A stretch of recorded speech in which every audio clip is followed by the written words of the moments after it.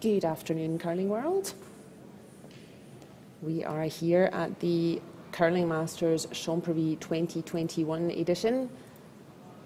We are deep into this competition already. We are on round 9 of the competition. My name is Lorna Rettig and I will be hosting us through the rest of our games. So this morning, or it's just gone into this afternoon, we have a very tasty lineup. We have Team Noah Traub, up-and-coming Swiss team, against Team Daniel Magnusson. That's an up-and-coming Swedish team. So actually, yeah, looks like they're just started in end 1. You can see the lovely Champéry arena. We've got 6 sheets, and we have a full roster this year. If you joined us last year, you may remember that it was a little bit difficult for some of our teams to travel. So we had a slightly reduced competition last year, but this year we're back up at 4 groups of 6 teams. And at the moment, it looks like they are, my apologies, I don't think they're in end 1. I think they are doing their last shot draw by the look of it, to decide who's going to get hammer in this first end.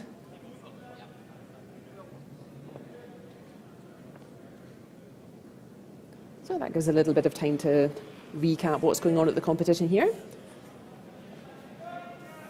We're back in Champéry for the Masters event. It's one of the big competitions here on the World Curling Tour event. We have 4 groups of 6 teams. We have teams from Switzerland, Germany, Sweden, Scotland, good to see them again, Russia, Norway, a team from England, a couple of teams from Italy, and the Van Dorp Rink, who have won this competition before, from the Netherlands. So that is like a nice throw there. That's from Team Magnusson, the young Swedish team. You can see them just measuring how far that was from the hole, and whoever throws their shot closest to the hole in the middle, they will get last stone in the first end, called the hammer. So I'm not quite sure how that ended up, but it will make itself obvious fairly soon. So fist bumps all round. We're still being fairly conservative here in Switzerland about health restrictions and corona restrictions. So all of the players that you can see on the screen, they all brought their vaccination certificates to show before the competition. And that keeps everybody safe. And yeah, we're being quite strict here in Switzerland. So if you come from outside Switzerland, and indeed outside the EU, then you may have a little bit of trouble getting into restaurants, because they're being very strict about showing your vaccination status.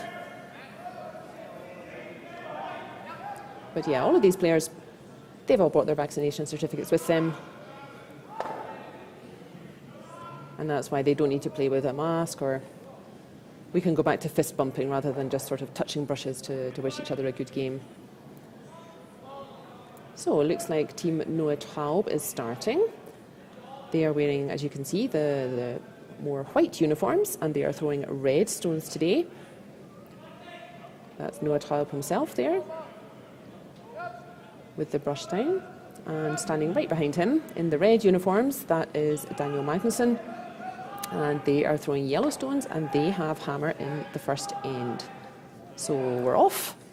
First stone of this 9th round here in Champéry. Looks like a bit of overexcitement there from Team Traub. The sweeper standing right off that. But it's fine by itself. Didn't need any help though from the sweepers. That's a nice start. And looks like Daniel Magnusson not in the mood for being aggressive straight out the door on this first end, so he just wants to remove that red.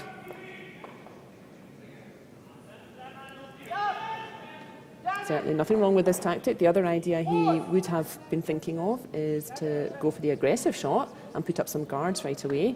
And ooh, that's a mistake early on.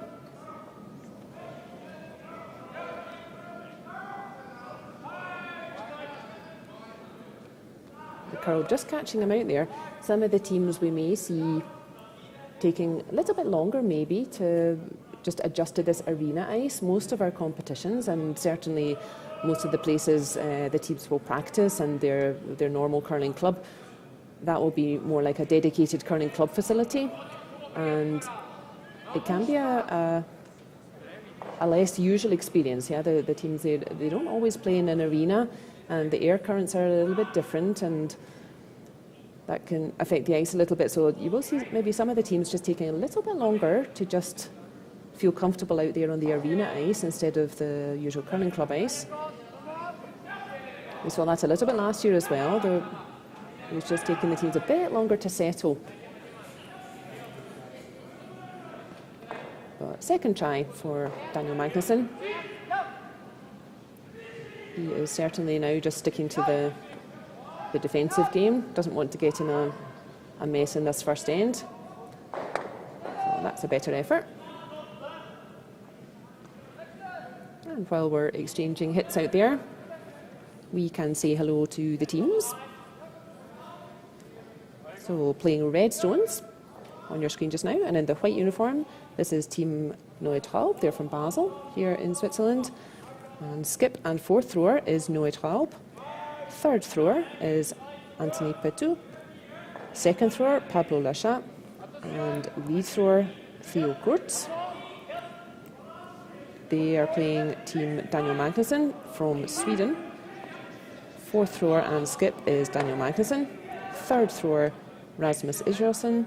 Second thrower, Robin Alberg. And lead thrower, Anton Rigosa. And on your screen there is Daniel Magnusson. And asking second thrower, Robin Alberg, to persist with removing the red stones. No reds is no points, and it looks like he doesn't want to be too aggressive out of the gate. Just taking their time a little bit on this slightly different ice. Oh, that was close to being the double.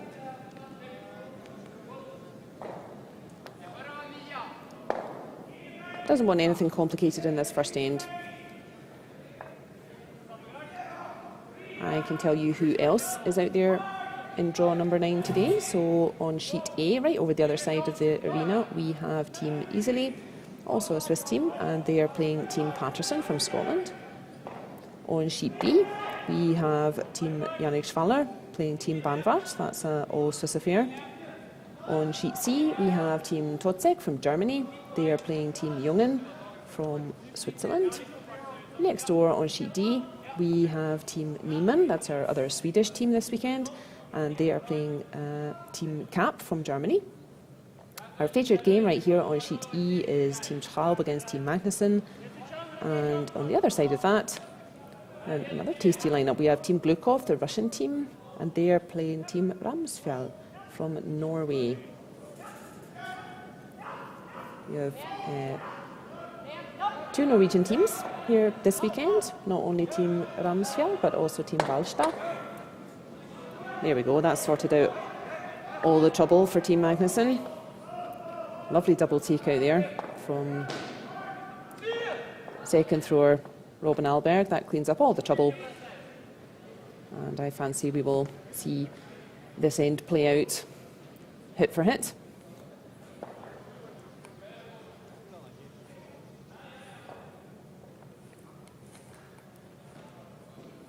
So actually, it looks like Noah Traub is throwing third stones today. That's Noah throwing just now. You see that a lot more these days. It doesn't, traditionally it was the skip who typically threw fourth stones, but it doesn't have to be. The skip is the person who's deciding the strategy, who's calling the shots literally. And oftentimes that's the fourth thrower, but it doesn't have to be. Throwing fourth and being the strategist are not necessarily the same thing.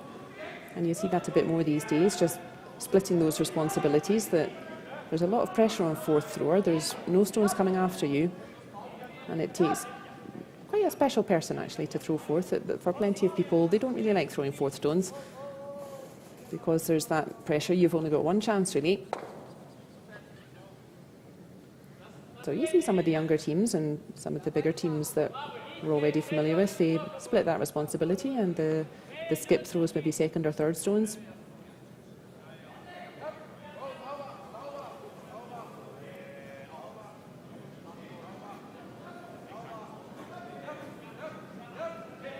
You can just see passing in front of our screen, that's the game next door, the Team Russia versus Norwegian Team Ramsfjell.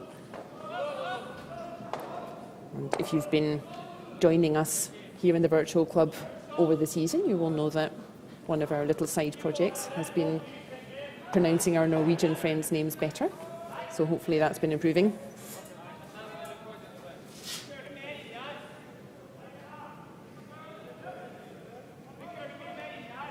And we're delighted to have, as I said, a full roster again this year. Travelling is getting a little bit easier. I'm sure several of our teams have had to investigate what the restrictions were about vaccinations and negative testing and whatnot. But yeah, we're back to a full roster this year. And for me, at least, this is my first time this season watching the teams from Scotland. So if you remember, they were not able to travel, not able to join us last year in any of the competitions. And weren't able to travel to the Baden Masters at the beginning of the season, but great to see a whole heap of Scottish teams here this weekend. They'll be raring to get back out and playing all the big teams again.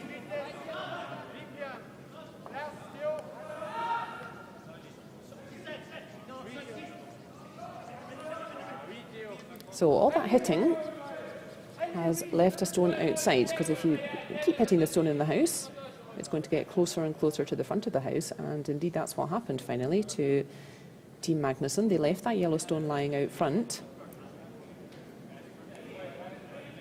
So Noah Traub's team just trying to come around the back of that, but you can see that red stone is still open.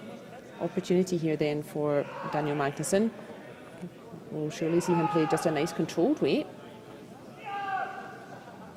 First things first, he wants to remove that red, but if he can just curl a little bit, he might get the roll, but of course this has got a long way to curl. I think he's safe enough on the red. That stone's definitely going to go. But yeah, that was maybe a little more weight than was needed for that shot, but rolling away to the side is also okay.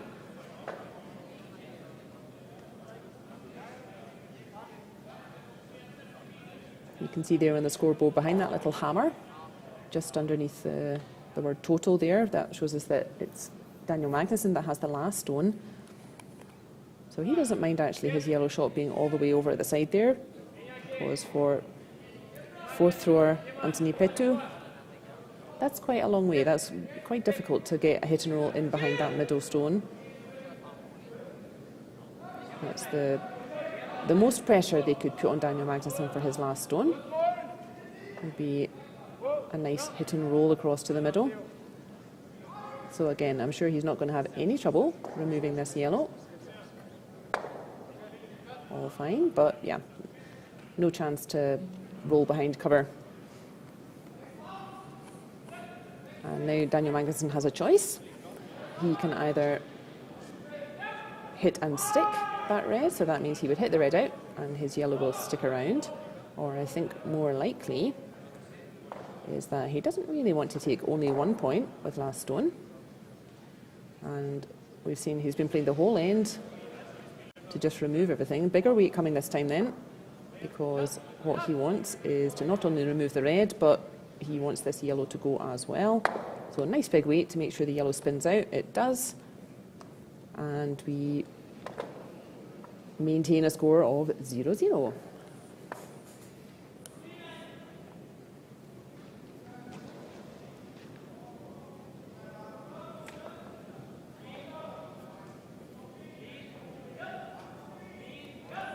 All the games here in Champéry are 8 ends. If we have a tied score after 8 ends, then we go to an extra end.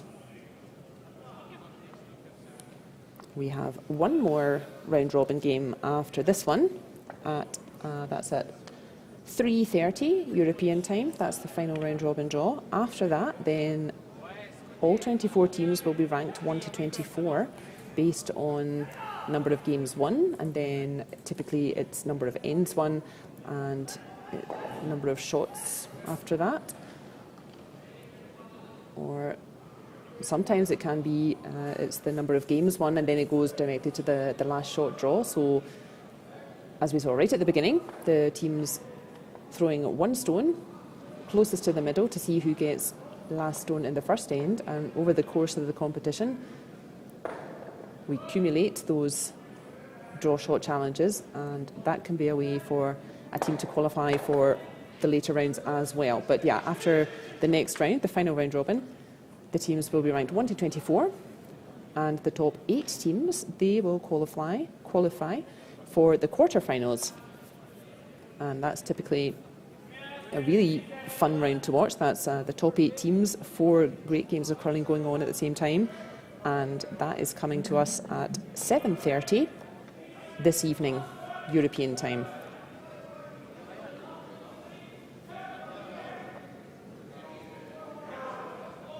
So if you're just joining us, we are just about to start end 2 in our featured game here at the Curling Masters event in Champéry. We are watching Team Traub, a Swiss team, playing Team Daniel Magnusson from Sweden.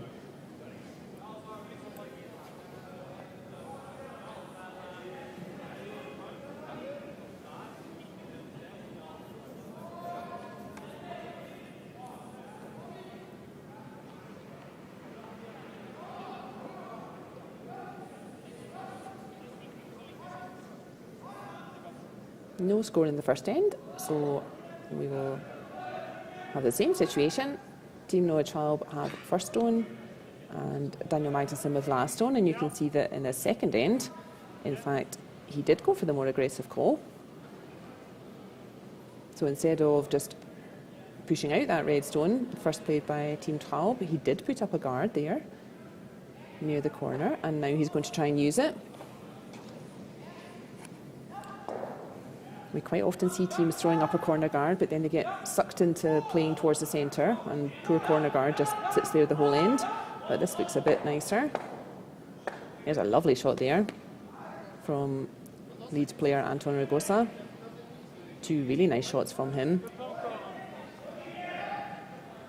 Yeah, that's a nice view of it there. You can see that nice corner guard just in front of the rings that he threw up with his first shot, and then a lovely hit and roll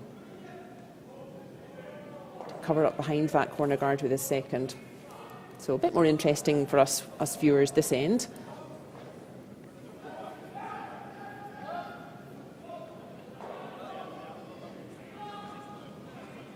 And that corner guard, of course, still protected by the free guard zone. So Noah Traub not able to remove that. And he's going to persist with playing towards the centre. They've got a nice stone there. You can see that red just in front of his head on the forefoot, and now he's got a nice guard there.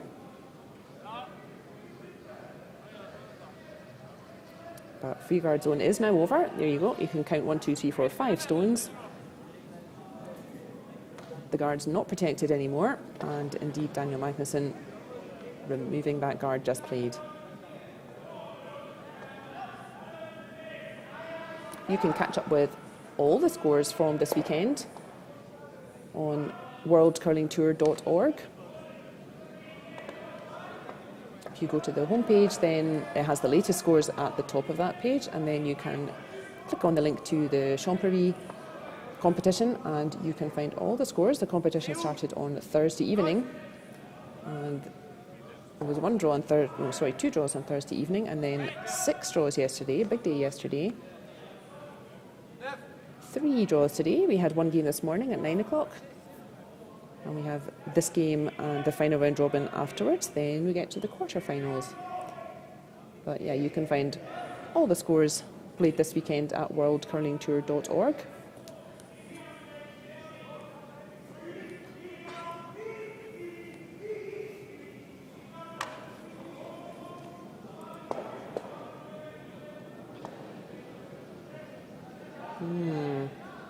And a little bit of bad luck with the angles there for Noah Traub.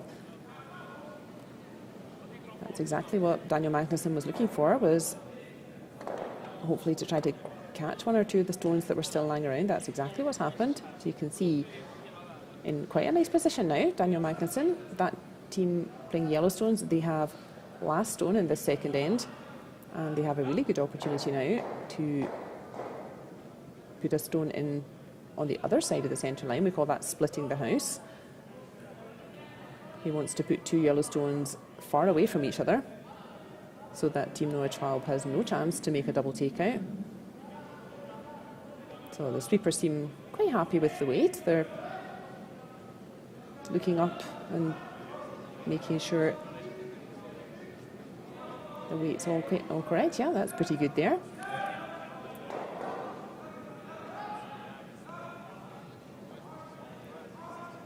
Yeah, if your life depended on it, you could try the double takeout here, but it would be incredibly difficult, and I don't think they're looking at it.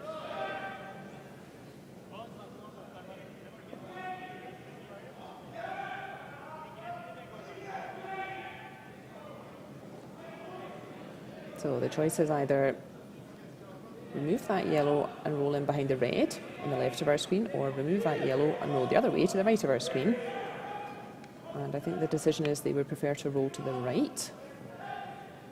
And I think that's a good idea. I think if you would hit the yellow through and then roll a bit to the left behind the red guard, I'm not sure that really helps you very much, because there's still plenty of space for Daniel Magnusson to put a second stone in play. So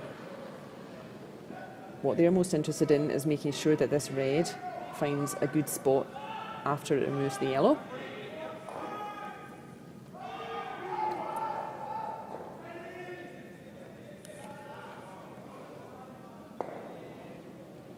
So neither one nor the other there. And did remove the yellow, but this does leave, again, quite a nice opportunity for Daniel Magnusson to get a hit and roll in behind the red. Now for Magnusson's team, if they can ever get a roll in behind that red on the left of our screen, that is a nice handy shot for them, because they do have last stone.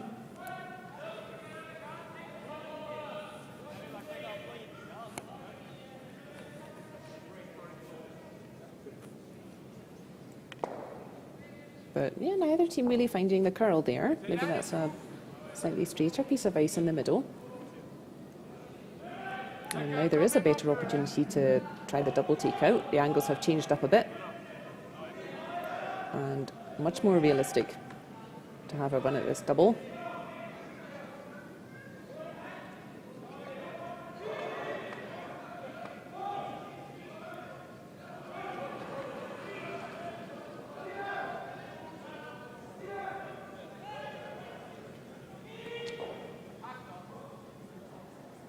They're sweeping it all the way. Not far off.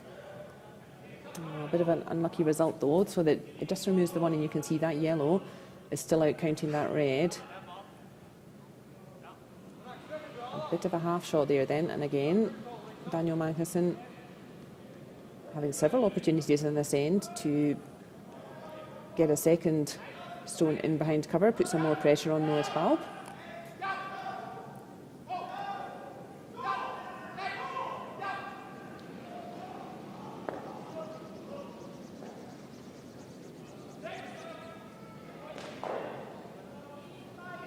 Anton Ragosa pointing above his head to say that he thinks the stone is maybe travelling a little bit too quickly. But still giving it a bit of a sweep. Yeah, it looked okay actually. But they were trying to sweep it for line there. They were trying to sweep it to hold it straight to get round that guard. Didn't make it. So neither team really making the most of their opportunities out there at the moment. Because now Noah Traub has a good chance to fix the mistakes. You can see that red really close to that yellow. If you just touch that front red, then the yellow behind it is going straight out. So exactly that path that Noah Traub is sweeping, that's what they're going for. And if you get this nicely, the yellow behind that red, that's going to squirt straight out the back. And the red, that fourth thrower, Anthony Petu, that he's throwing, that might even get a nice roll towards the left and leave red line 2 after this stone to put pressure back on Daniel Magnusson. So interesting end for us viewers, but yeah, neither team really taking their opportunities here in end 2.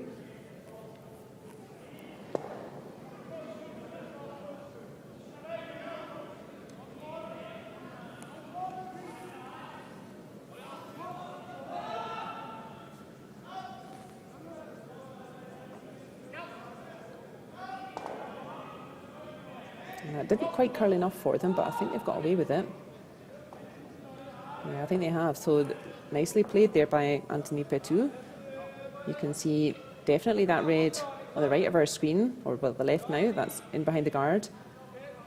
That's counting first shot just now, and I think the red on the right of our screen now, I think that's counting second. It's a close one.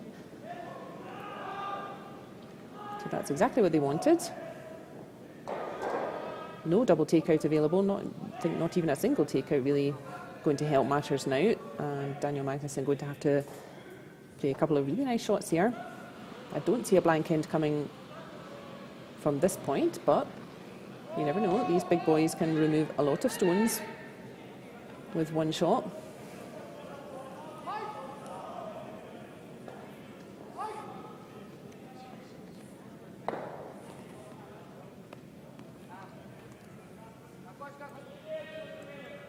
So again, the sweeper standing off it a little bit,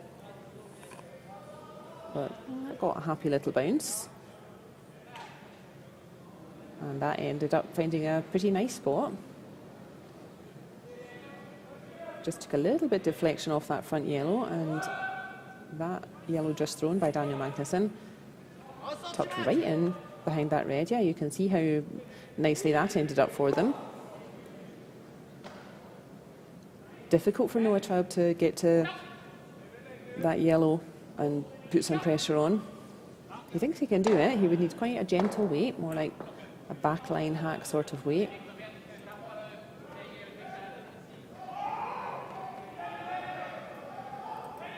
Of course, what Team Traub are trying to avoid is losing 2 points. They don't mind losing 1, because then they will get last stone.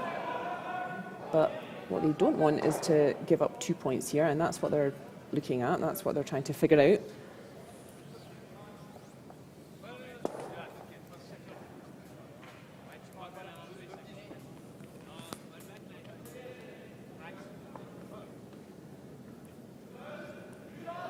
Looks like they're trying to play a similar shot that we just saw from Daniel Magnusson. Just chase that yellow in, cancel it out.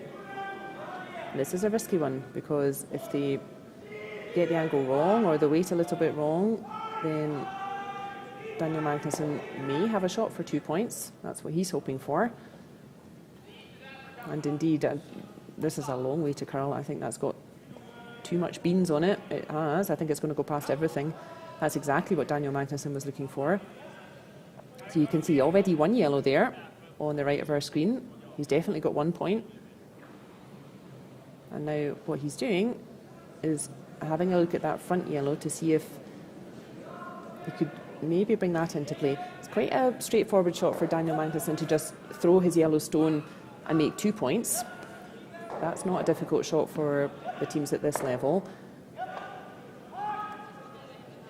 What he would love to do, though, is if he could just catch enough of that yellow, and we would call that a split, so you would push that yellow in a little bit more, and then your own stone would then bounce off and lie in a shot position as well. So what he was looking for was to see if he could even get 3 points out of this end now. I'm not sure what the decision was. I think that looks like quite a difficult split, actually, to bring that yellow on the front ring into play and have both that and your shooter outcount the red on the left of our screen. So what he may be saying to himself is, it's only in 2. Let's just make sure of a solid 2 points.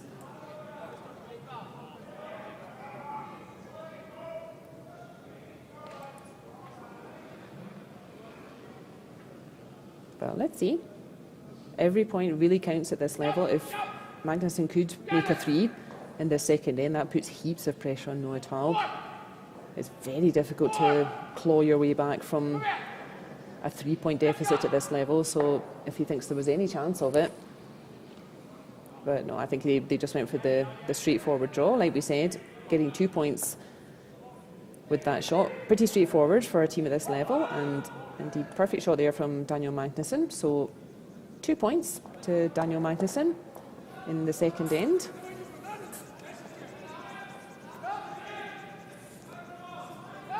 But that's pretty handy as well. If you look at the statistics, then getting a 2 early on, that really can give you an advantage at the end of the 8-end game. So they'll be very happy with how that end went. So yeah, a score of 2 points to Daniel Magnusson.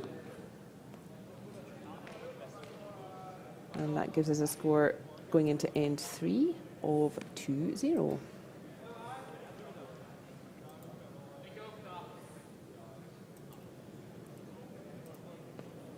So for the first time in the game, Team Magnusson leading off with first stone of the third end, and let's see what Noah Traub does with having the last stone in this third end.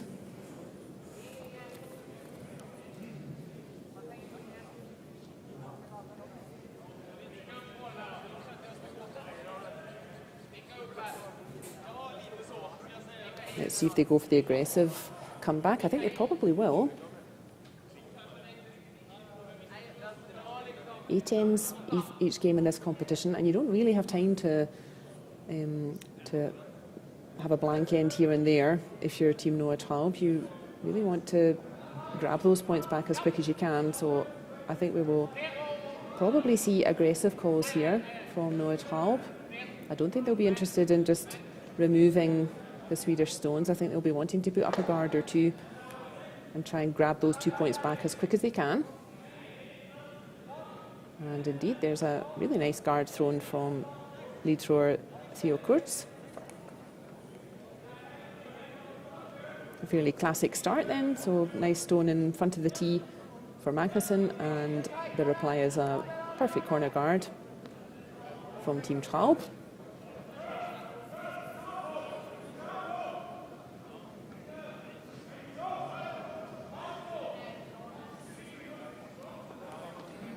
They will be wanting to play pretty much the second end in reverse. So now Team Traub will be trying to set up some nice angles, try to get a mistake or two from Team Magnusson, give themselves a chance to pick up those 2 points again.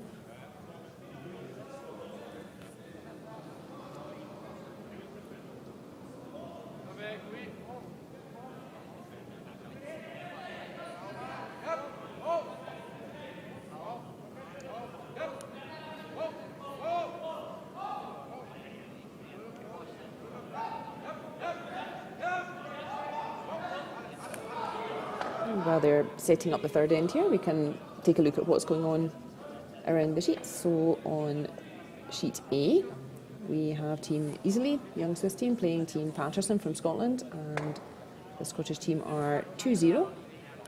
On sheet B, we have Team Yannick Schwaller playing Team Banvart, and Yannick Schwaller's team are 3-0 up on that one. On sheet C, we have Team Totzek from Germany playing Team Jungen from Switzerland, and Team Totzek are 1-0.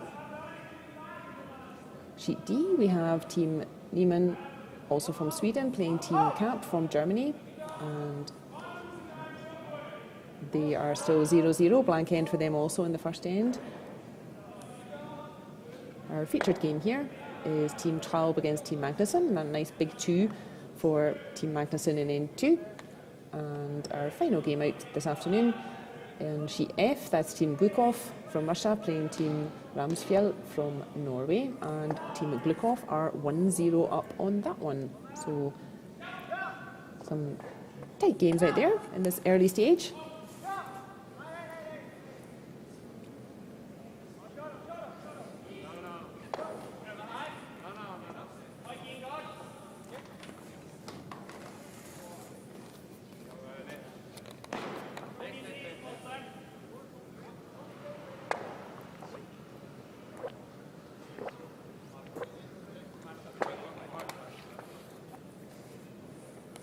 And if you're joining us watching, we're in the third end of draw 9 here at the Curling Masters in Champéry 2021 edition.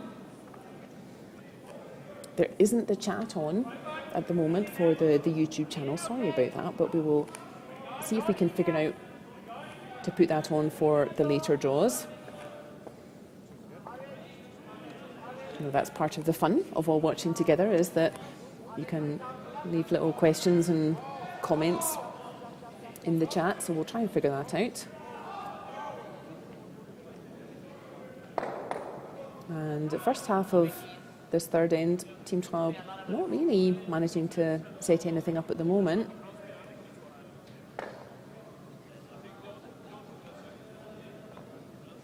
Now, if you just look on the left of the screen there, you may have seen a player by the name of Cap, just going back to the end, going back to his end, and you'll have heard us mentioning Team Cap from Germany are playing Team Niemann from Sweden. And if you're a curling fan, then the name Cap from Germany will be very familiar to you.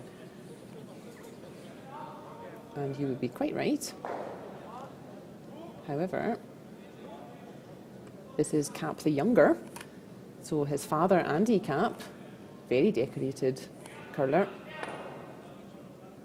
He's won all kinds of competitions, been German champion many times and played Europeans and Worlds many times. They were certainly world mixed champions, that German team. I think that was back in Edinburgh, or that was still European mixed champions in those days. But yeah, this is now Andy Cap's son, keeping the Cap name going from German curling. And Benny Cap is playing with Felix Mesenter, Johannes Scheuwe and Magnus Sutter. So that's a new Cap team from Germany to keep eyes open for. So I think Papa Andy Cap, I don't think he's quite willing to play at this level anymore. It takes an awful lot of time and effort and energy and resource. But son Benny Cap starting out on that journey, and we shall keep up with how they are doing in this competition.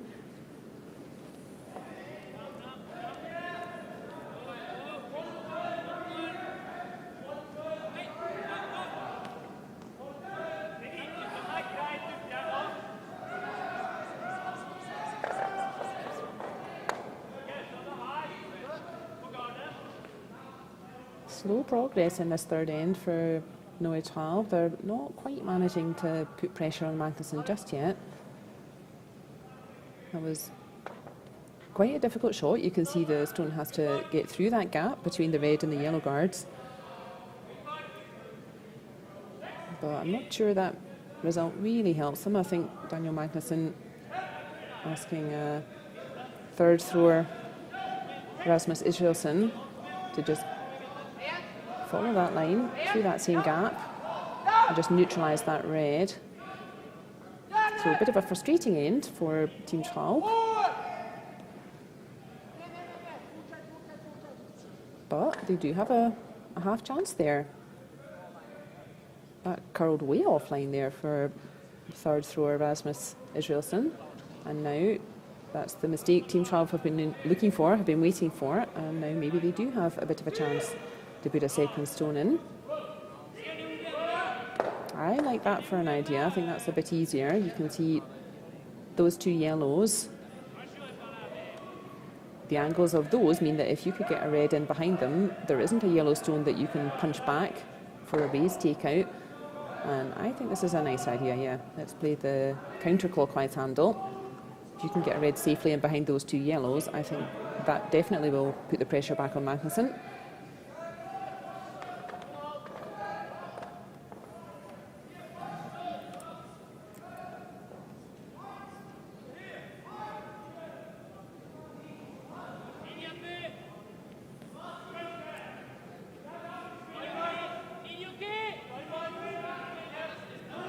So the sweepers don't think it needs a lot of help weight-wise. And yeah, I think it looks like the weight's pretty good by itself. That's a pretty good effort from Noah Traub. You can see it just went a little bit beyond T-line, so there is space if Daniel Magnusson wanted to play that exact same shot. If he played exactly the same way, exactly the same line, then he could get a yellow right on the pin there. But again, that aggressive sort of call, that's high risk, high reward, because if he would miss that, then he could end up facing 3 red stones. So it looks like they're still a bit more interested in removing reds at the moment.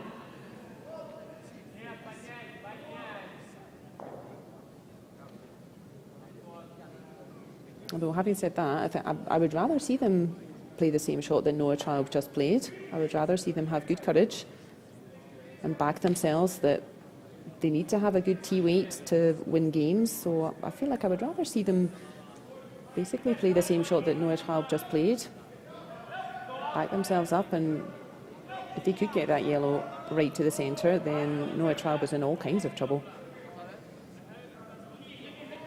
It is a higher risk shot. The aggressive call is always a bit higher risk. But I think at this level, you've got to have the aggressive shots to win games. And I think I would try to punish Noah Traub for just going a little bit behind the T-line there. But no, my telepathy is not reaching Daniel Magnusson's team out there, and I think he's going for a bit more damage limitation and saying, okay, if I definitely remove that 1 red, then that's 1 less to worry about. But yeah, if Daniel Magnusson doesn't go for the centre on the counterclockwise handle, then guess what? I think Noah Traub will, and then he's going to be looking at 2 reds behind cover, but let's see.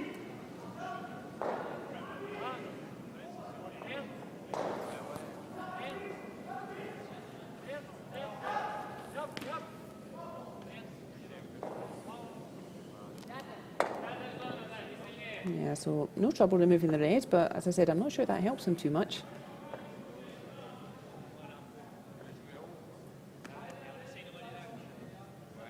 Traub with the last stone in this third end, but yeah, they also seem not interested in playing the same shot they just played and really consolidating their control of the middle part of the sheet.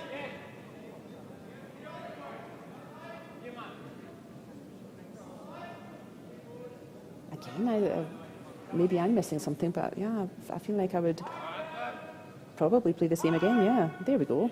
My telepathy's finally working.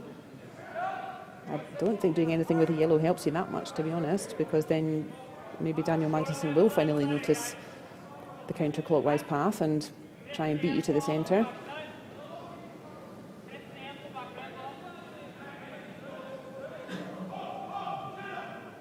Yeah, I'm not quite sure why both teams are so interested in the winger that's not really going to come into play at the end of this end, I don't think. I would definitely be consolidating your position in the centre.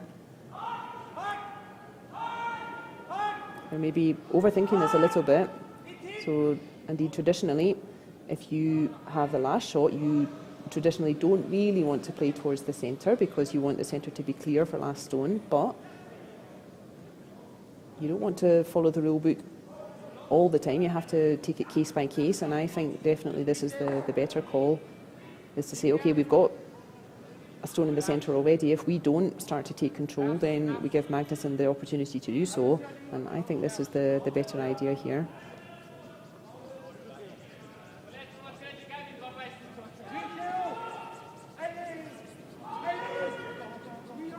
Yeah, that's exactly what I think Magnusson should have done. That's exactly what Traub has now done. And if you're Daniel Magnusson, yeah, you have a very small scoring area and you cannot afford to make a mistake. So for me, removing that red with his previous shot, I don't think that helped him very much. He should have gone for the centre, and now he has a really tricky shot just to save this end. If he misses this, then he is, as I said about 3 stones ago, he's going to be looking at losing 3 instead. So a little bit tactical naivety maybe.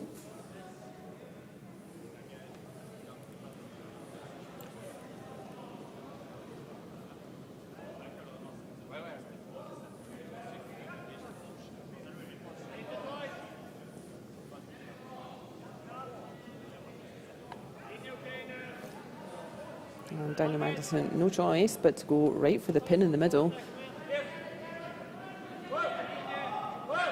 It's not bad, but I'm not sure that's quite got the legs to get there. Yeah, you can see the line was really nice, but didn't quite have the weight to get there. And now it should be quite a straightforward shot for Noah Traub to pick up 3 points here.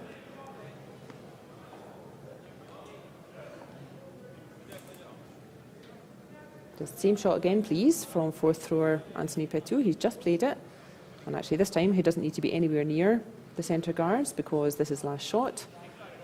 So they'll probably just take a little bit extra ice, and he's got all that space. He just needs to be, I think, fully in the 8 foot, the white circle, and that will be a big reply of 3 points for Team Traub in the third end. And I think Team Magnusson made a bit of a mistake there. I don't think they needed to put themselves under such pressure.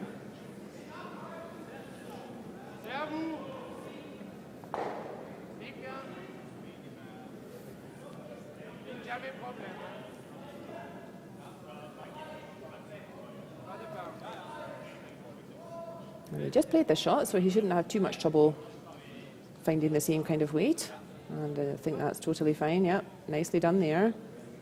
So nice stones from Team Traub, getting a big score of 3 straight back. They'll be very happy with that. But yeah, as I said, for me, I think that was a bit naivety from both teams. Maybe not noticing the shot that would put the most pressure on. But yeah, you've still got to play the shot. So good job, Team Traub, picking up 3 points at the end of the third end to get straight back into the game again.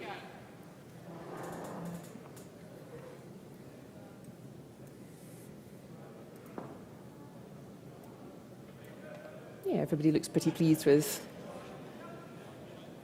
how that end went.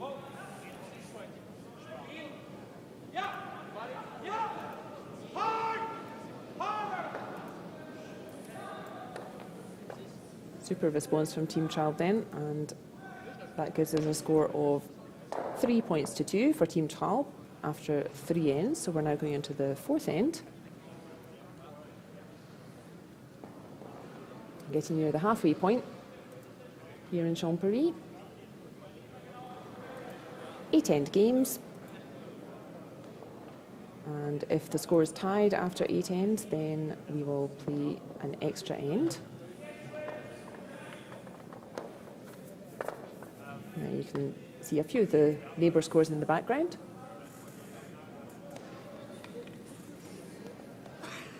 So, golly, not a game for the viewers going on in the neighbour sheet. Neiman against Cap, 3 blank ends.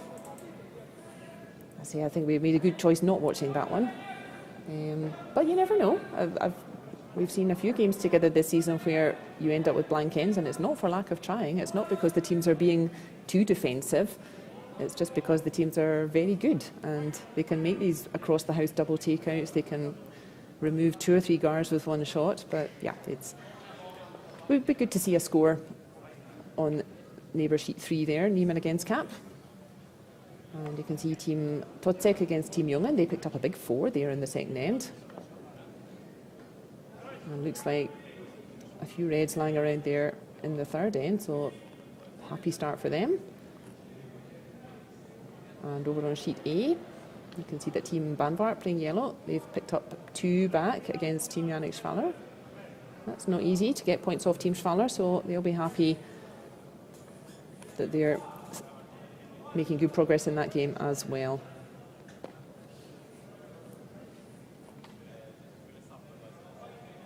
So fourth end then. Last stone is with Team Daniel Magnusson. And as we've seen before, the team without last stone, Team Traub, they put their first stone in the house and then they put up a really nice centre guard there. And now we really want to concentrate here with Team Magnusson. So they've done they've done the aggressive thing with their first stone, which I think is the right idea. Put up that nice corner guard, that yellow on the left of our screen. Now he's called a shot towards the middle. And again, he doesn't want to get sucked into playing only towards the middle, and then he may not get to use his corner guard. But actually, that could end up being a handy stone later on. It has gone beyond T-line, but there's plenty of stones to come, and Daniel Magnusson will at some point have to remove that red in the forefoot anyway, and that could bring that back yellow that he just threw. That could bring that back into play, but. Yeah, Noah Traub having none of that. He's quite happy to just protect that nice red stone in the forefoot. In previous days, I'm sure we would have seen Noah Traub removing that yellow guard on our left. But the rule has changed since this Olympic cycle. It's now a 5 rock free guard zone rather than a 4 rock free guard zone. That shot not available yet.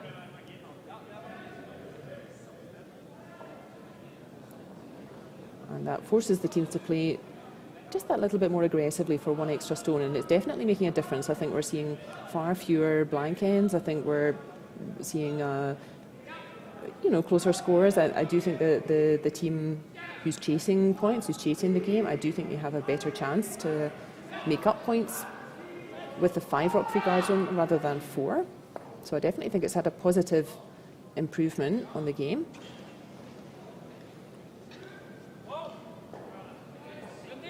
Yeah, that looks like a good shot, but it's maybe not too helpful because Daniel Magnusson, you saw him immediately just point to that little space right in front of those reds.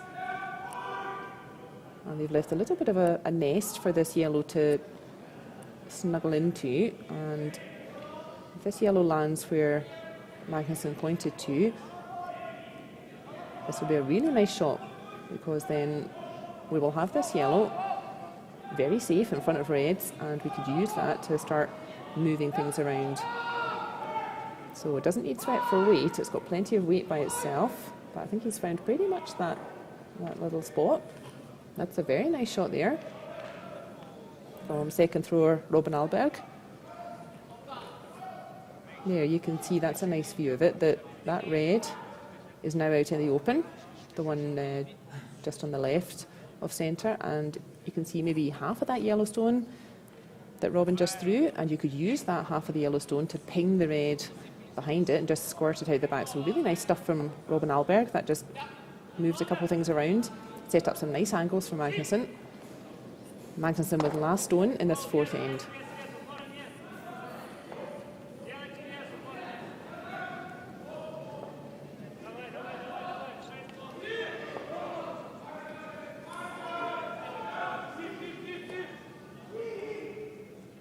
So Noah 12 now a bit on the defensive. Now he is going to remove that corner guard, but that's basically a missed shot actually at this level, because you can see there's still a corner guard there. It doesn't matter to Daniel Magnusson that it's now a red corner guard. There you are. It's now a red corner guard instead of a yellow one. Doesn't matter to him. A corner guard is a corner guard. So yeah, a bit of a mistake there from second thrower Pablo Lacha. Yeah, he's not very happy. A bit of a stomping of his brush there.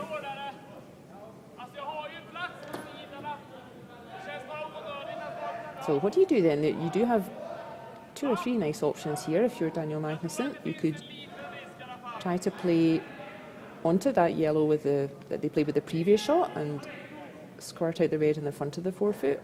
Or it looks like they're saying, okay, this yellow on the left of our screen, that's wide open. So we can use that to get a second yellow stone in play. Remember, you don't need to be lying shot after every stone. Daniel Magnusson is thinking the whole end ahead. So yeah, that little red on the front of the forefoot, that's still the closest, but it's getting a little bit lonely in there. There are 3 yellows round about it. And as we've seen, yeah, this is a good view. You can see about half of that yellow in front of the red. It wouldn't take a lot, indeed, to just squirt that red behind T at least, if not out of the circles. So quite a lot of pressure now on Team Noah Traub.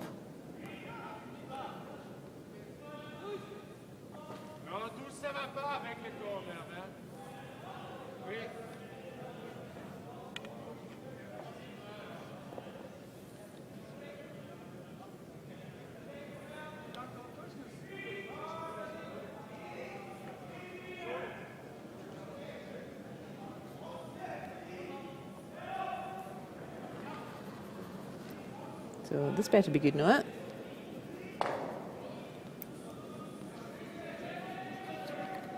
Otherwise, I think poor old fourth thrower Anthony Patou, he's going to be looking at an awful lot of trouble.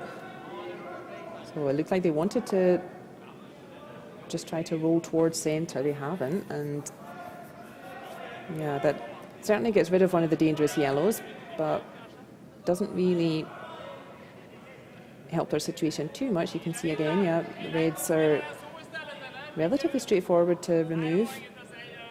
I think you could get both of the reds, you know. If you just caught the edge of the yellow that's already there at weight, then the red in the forefoot would squirt out, and I think your own shooter would get the red on the left.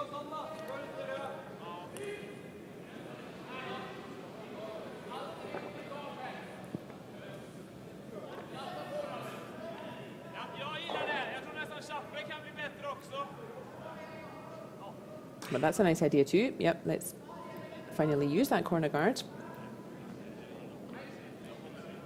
and get a yellow safely on the wings there. Put more pressure on Team Traub with their last stones.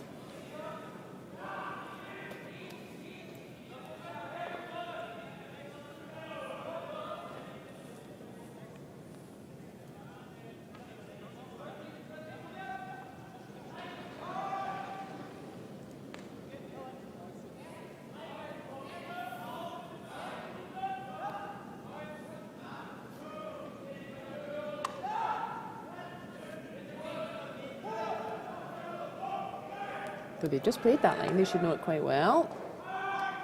I think they've played that really nicely. So they do now have that yellow behind the corner guard. And yeah, if you're red, what do you do now? This is an important shot. If you get this one wrong, you are going to be in a heap of trouble. So they're thinking they just want to guard the path to that dangerous yellow that's been sitting on top of that red for a few stones now. That's the other option. I feel like I might quite like that better, is to put a kind of insurance shot in, and so just get another red in play that cancels out the 2 wider yellows. But that's your option, yeah. You can either put a guard on the shot that they think Daniel Magnusson wants to play, which is to use that yellow to squirt out the red. That's one option. So just where Noah Traub is standing, put a guard right there. And then there isn't really a path for Magnusson to get rid of that red. Or you could come around the anti-clockwise handle and put a second red, just nudging up to that back yellow as an insurance shot, really. So then that would cancel out both that yellow and the yellow on the left.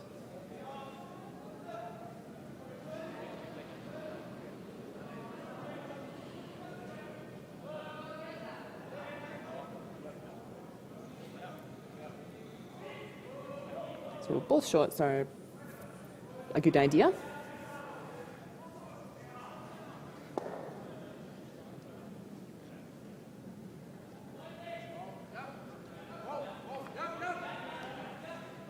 Because even though Daniel Magnusson has those 3 yellows lying around, if he wants to score any points in this end, he has to do something about that red. And yeah, I think I quite like this. I quite like, let's put a second red in as an insurance, and let's let Daniel Magnusson try that. Not an easy shot. It's definitely makeable to come on the clockwise handle and just bump that yellow that's been sitting there for 3 or 4 stones now, squirt the red out, but that's not easy. So yeah, let's force Daniel Magnusson to try it.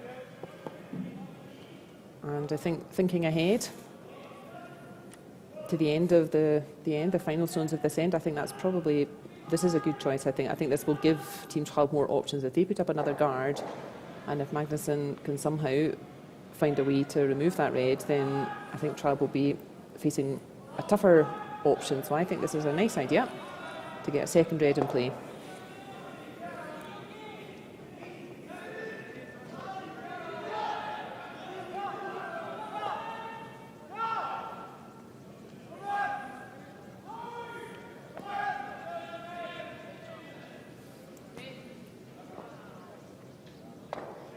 That's found a lovely spot, really nice.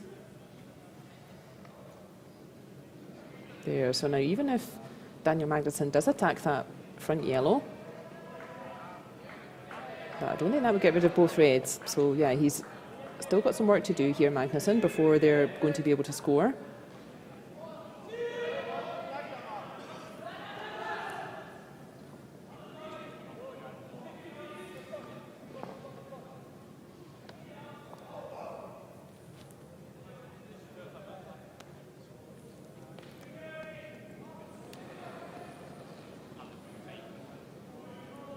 This is the last round robin game for this half of the draw. So for some of these teams, this will be their last outing here in Champéry. And some of them will progress to the quarterfinals this evening. Then we have the final round robin at 3:30 European time. That features the other side of the draw, Group C and D. And I can already tell you, we will be watching Team Watt playing Team Brendan. So Team Watt, they have the British flag on the competition website, and I think that means they are one of the elite teams from British curling.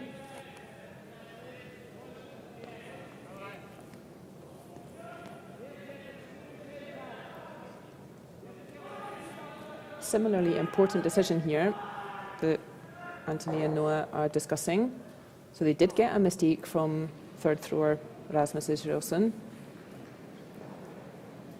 So their plan worked. You see, getting that second red in play, that forced Daniel Magnusson into a difficult shot, which he did miss, or rather it forced Magnusson's team into a difficult shot, which they did miss. So now Traub has his 2 reds lying around, and he still wants to guard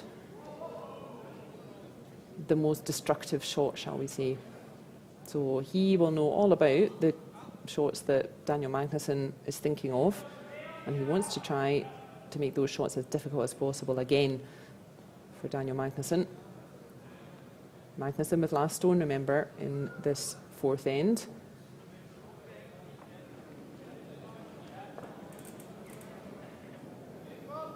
So they're not at all in a bad position, Team Noah Traub. There you can see they have those 2 reds in play.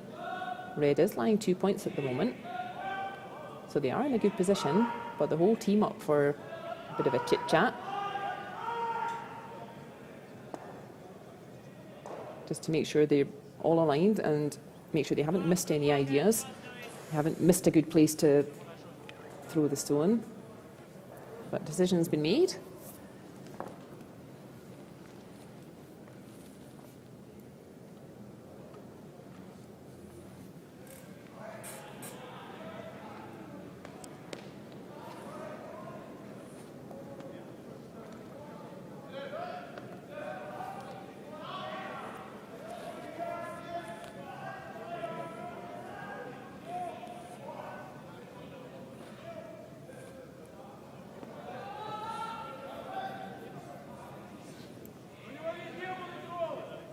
So it looks like they're more or less putting that guard back.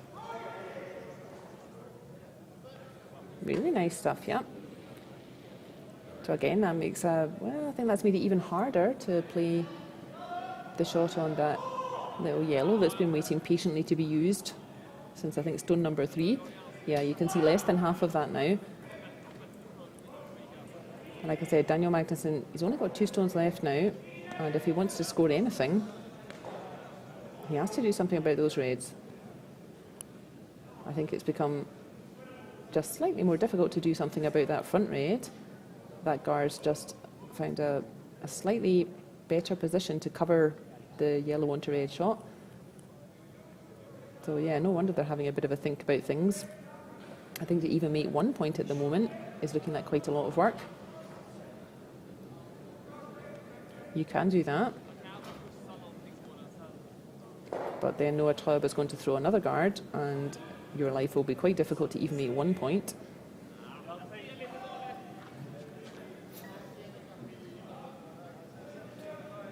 You could try the red guard just thrown. You could try to play that onto the yellow, and I think again, I think they may be overthinking this slightly and getting sucked into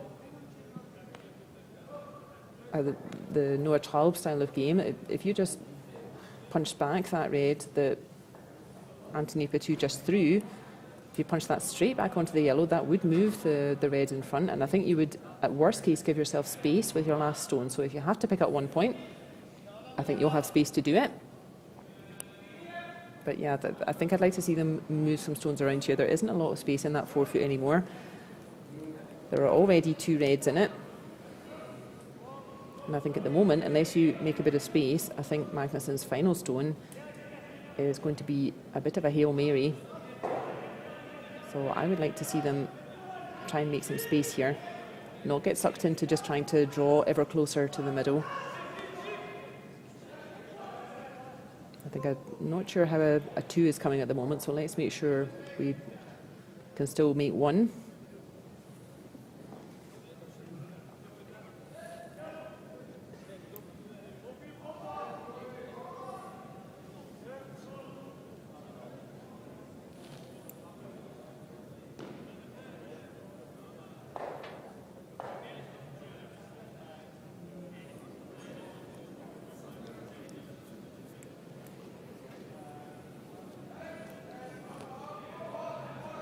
So both of these teams in the middle of their group.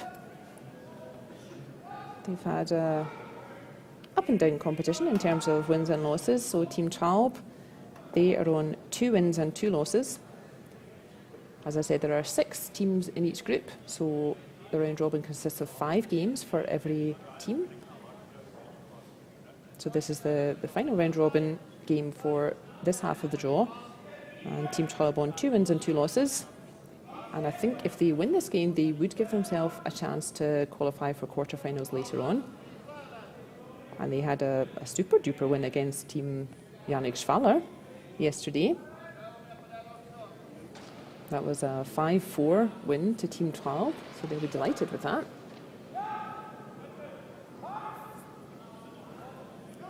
So there, just like we said, I think, yeah, good idea for Magnusson to just clear some space. And I think that's a decent result. Yeah, it wasn't quite what I would have said is the perfect shot. That would have been, yeah, the yellow onto red. But I think, yeah, he will now have some option with his final stone, which I think if he got sucked into trying to still draw towards the middle, I don't think he would have had any space with this final stone. So I think, yeah, good decision there. I think Traub can put a lot of pressure on. He can certainly remove that yellow. He can certainly lie 2 red stones after this.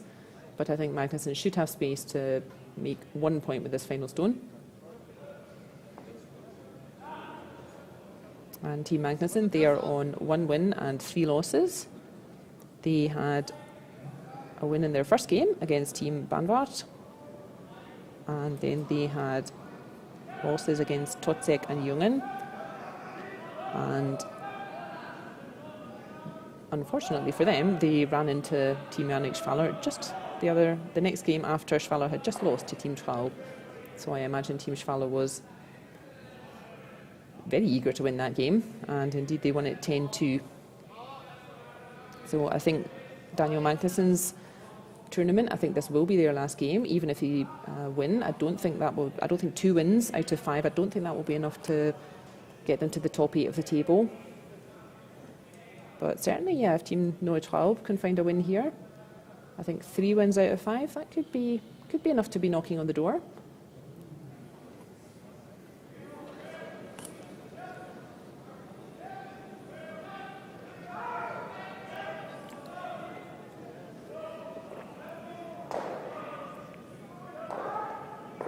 We've ground to a snail's pace out there in terms of how long it's taking to play this end. It is an important end, of course.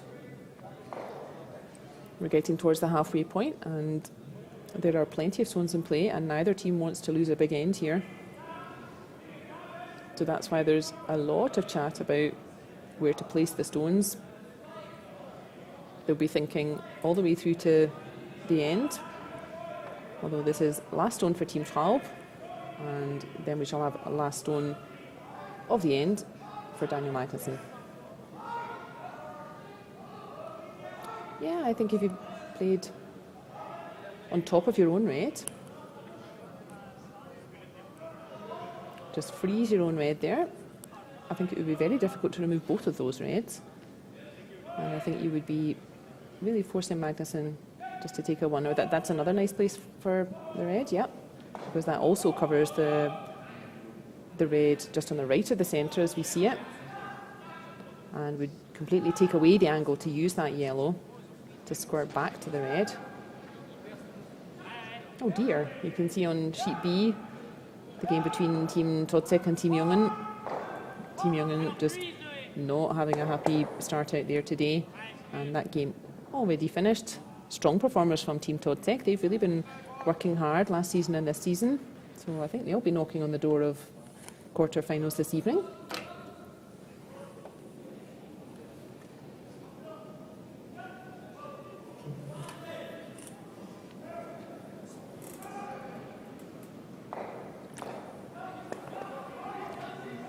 And remarkably, still no score in the game next door between young Team Cap from Germany and Team Niemann, our other Swedish team in the competition. So definitely one for the purists going on next door. But I think this is going to land up pretty much exactly where they wanted it. That's a really nice shot from Anthony Petieu.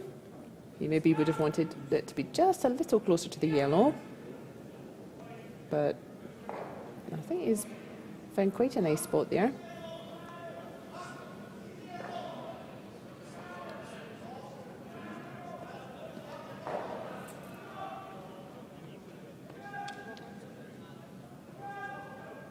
Yeah, I think it's relatively straightforward to make 1 point here. You could just push that yellow where Daniel Magnusson's standing. You could just push that forward half a metre and you would definitely make 1 point. But again, I think he would be a bit annoyed to give up last stone and only make 1 point. So I think what he's looking at is to try to still use that yellow, punch it back onto the red, but then leave himself lying hopefully 2 or maybe even 3. Yeah, there you can see on the left of our game, Team Cap against Team Niemann, 5 scores of 0. So the players remarkably all haven't fallen asleep with such a low scoring game. But yeah, I'm not sure what's going on over there, whether it's a hugely defensive game or whether both teams are trying to keep stones in play but just not getting a chance to consolidate and make a big score.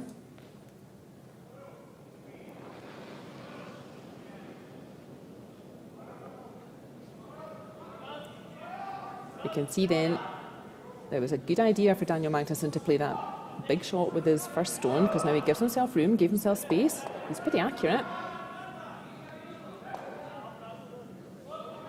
That's a lovely score of 2, and he wasn't far off making 3, so 2 big stones there from Daniel Magnusson, really well done. And you can see at this level, Anthony Couture didn't play a bad stone, but he just wanted to be a wee bit closer to that yellow, and then that would have made that shot a little bit more difficult. But great score of 2 in return for Daniel Magnusson. But yeah, maybe we can pick up the pace a little bit here, boys. We're a whole end behind the game next door with all this thinking and decision making. So at the halfway stage then, score of 2 for Daniel Magnusson.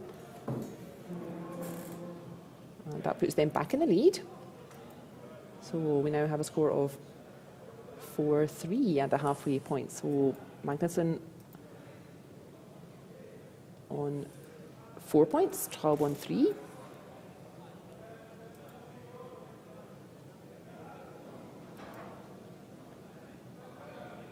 And no half-time break here. We'll progress straight into end 5.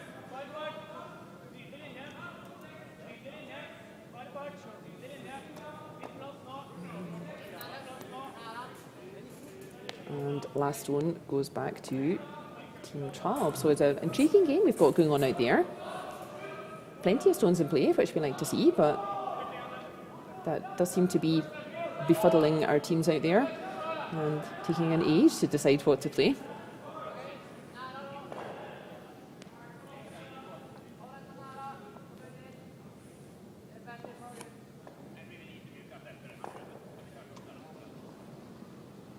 Halfway stage then here in Champéry. Last round robin game for these 2 groups of teams out on the ice. Team Magnusson, they're on 1 win and 3 losses. So I think, yeah, even if they find a win here, and they're playing very nicely, but yeah, I think a win will not be enough to keep Team Magnusson in the competition. Team Traub on 2 wins and 2 losses, including a win over Team Yannick Schwaller. Not easy. And if Team Traub can find a win here, that would take them to 3 wins out of 5, and I think that probably would be enough to at least get them in contention for quarter-finals. They may be depending on results in the final round robin at 3:30 European time. We've got 6 teams in 4 groups here, so 24 teams in total at the end of the round robin. They will be ranked 1 to 24, so it's not just a matter of how you finish up in your own group. It's not that 2 teams necessarily come from each group for the quarterfinals. It's not necessarily top 2 teams in your group. It will be the top 8 teams out of 24. And I quite like doing it that way, I think, because if you end up in quite a tough group, then you still have a chance to qualify. Even if you finish 3rd in your group, you might still have a chance to qualify. And I think, yeah, maybe it makes the final stages of the competition a bit more representative as well, that if we really have the top 8 teams in the competition, rather than the top 2 from each group, then we're not going to miss out on any of the top teams. So backwards and forwards this game. A 2 for Magnusson, a 3 for Traub, another 2 for Magnusson, and Traub with last stone in the 5th end.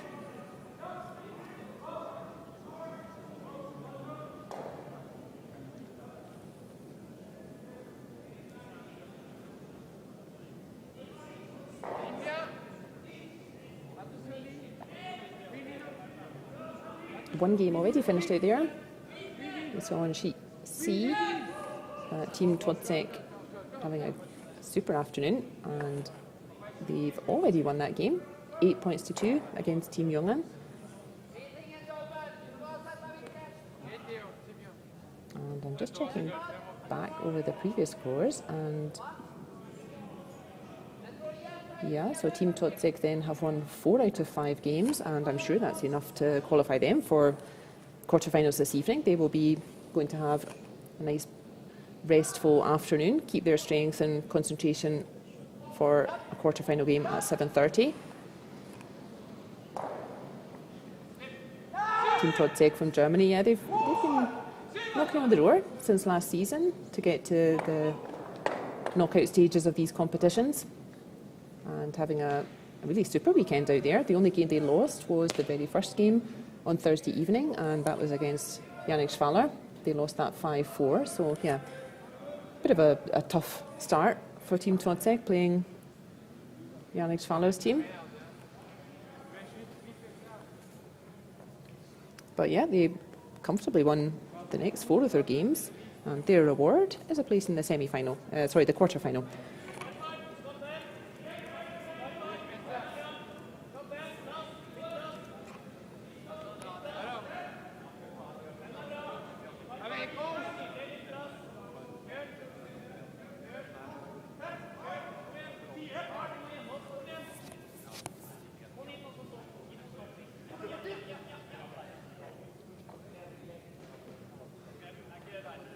Team Schwaller, of course, they won this event last year in 2020. They defeated Team Jungen. Now this was team in the final. So they're the defending champions.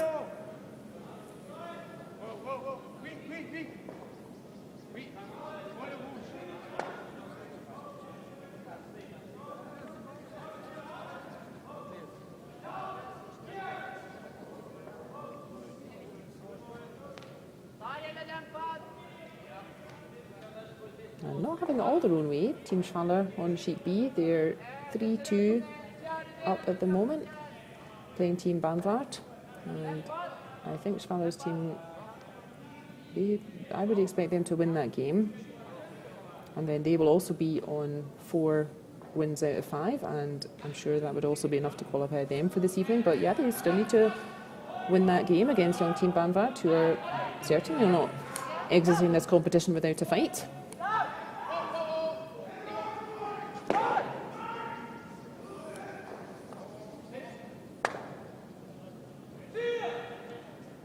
Nice tidy stones from Team Magnusson.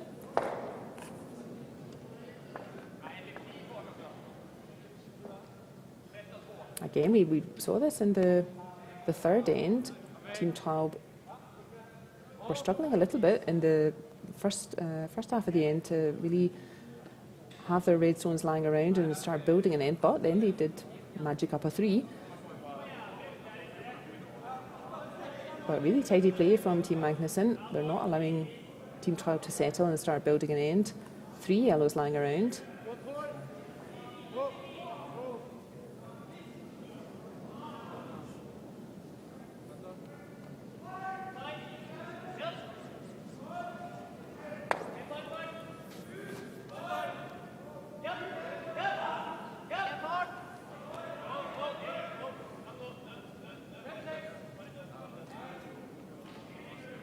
So in the group we're watching now, quite a tough group for them actually. In that group of 6 we had Team Yannick Schwaller from Switzerland, Team Trotzek from Germany, Team Jungen from Switzerland, Team Traub from Switzerland, Team Magnusson from Sweden, and Team Banvard also from Switzerland. And yeah, it looks like so Team Trotzek, they already have 4 wins out of 5. And I'm sure that will be enough for quarterfinals. If Yannick Schwaller wins this afternoon, if they win the game against Banvard, they will have 4 wins out of 5, and I'm sure that will be enough to qualify them. And yeah, I think the only other team in that group that has a chance to qualify is Team Traub that we are watching. They have a chance to go to 3 wins. And in the other group out on the ice just now, Group B, the 6 teams there are Team Patterson of Scotland, Team Blukov of Russia, Team Ramsfjall of Norway, Team Niemann of Sweden, Team Kapp of Germany, and Team Easily from Switzerland. And I shall try and work out who's winning that one.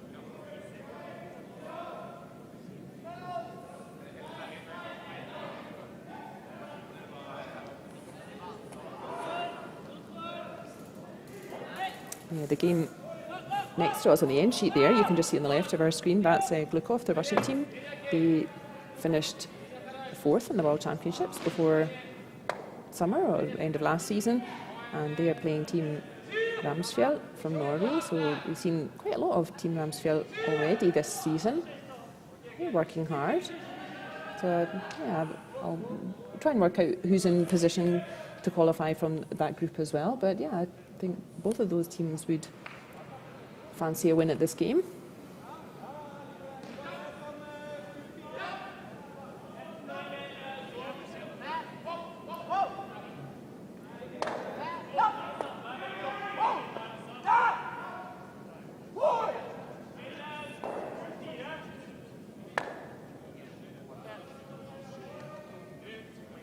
So it looks like Glukov, the Russian team, I think they're on 3 wins out of 4 so far. So a win over there would move them to 4 wins. And they'd be in a great position to qualify.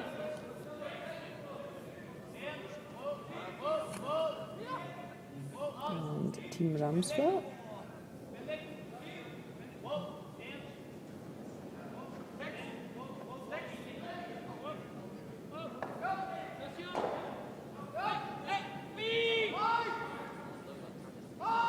They are on 2 wins and 2 losses. So they need to win this game to keep their competition hopes alive. I think a win for Glukov would guarantee them a place in quarterfinals, and a win for Ramsfjell, that would put them level with Traub on 3 wins, and then it would come down to ends 1 and last shot draw, etc.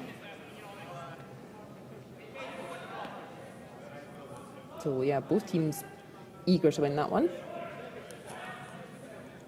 Glukov in the lead just now though, 5 points to 4 in that game.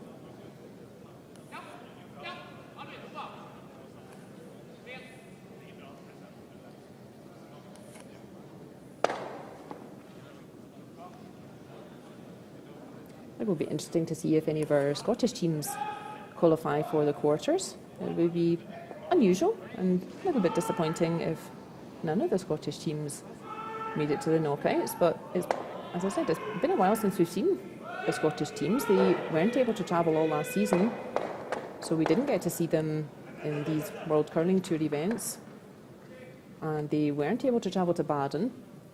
So this is my first time watching the Scottish teams play for quite a while, and they have really good facilities in Stirling in Scotland, so for sure they will be in really good technical shape, but maybe lacking a little bit match play compared with the other teams here who have been a little bit more flexible to travel to the competitions. So that may be a little bit of a disadvantage for the Scottish teams, just that they haven't been able to travel to play their normal competitions at this top level. They haven't been able to do that as easily for a while, and yeah, maybe they just don't have as much match fitness or match practice as some of the other teams out there.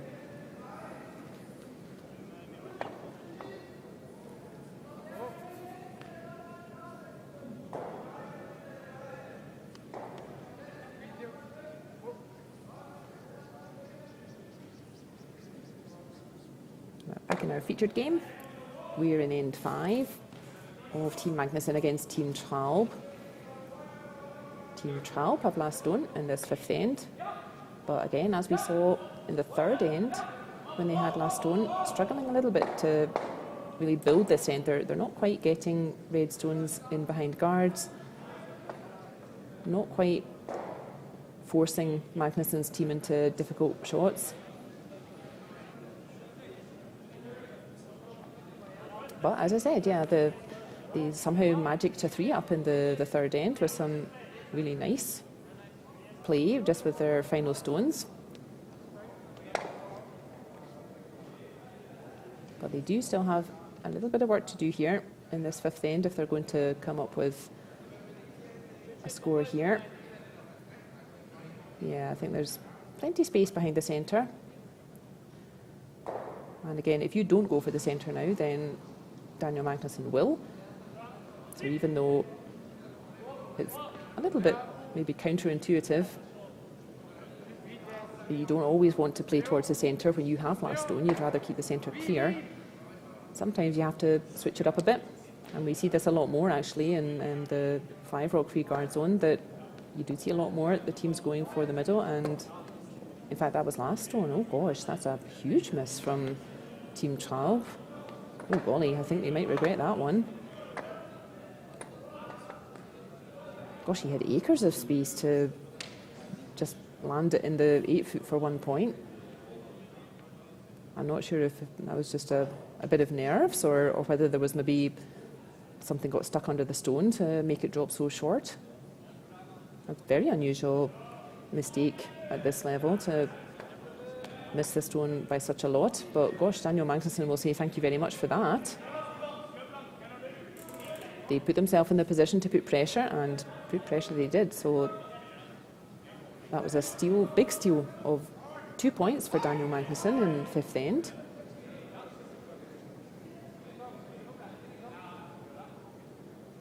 You can see the world's lowest scoring game on the sheet next door on the left of our screen. That's still no score after 6 ends.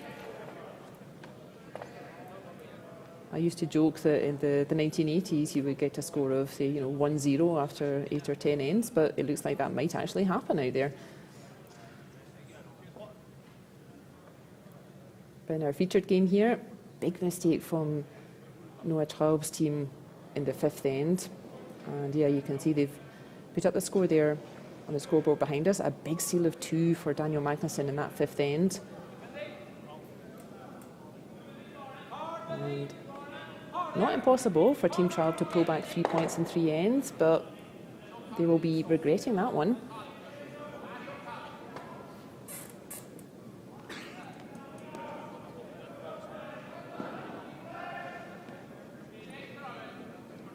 And you can see on the far left of our screen there, Team Schwaller just continuing steady progress to get to their 4th win of the weekend and surely qualification for this evening. The defending champions, Yannick Schwaller.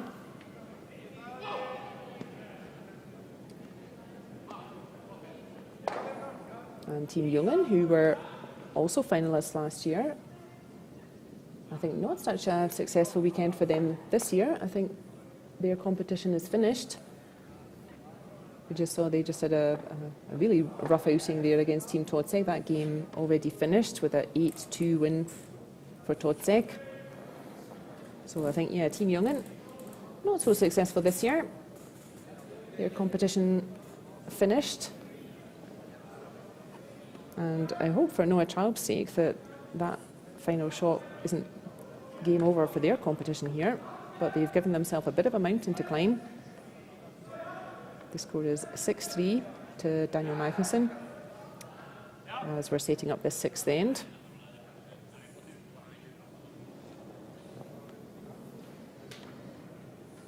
Daniel Magnusson on 1 win and 3 losses, so a win in this game would not be enough to qualify them for quarterfinals, but a win for Noah Traub, that would take them to 3 wins, and that would be enough to be knocking on the door.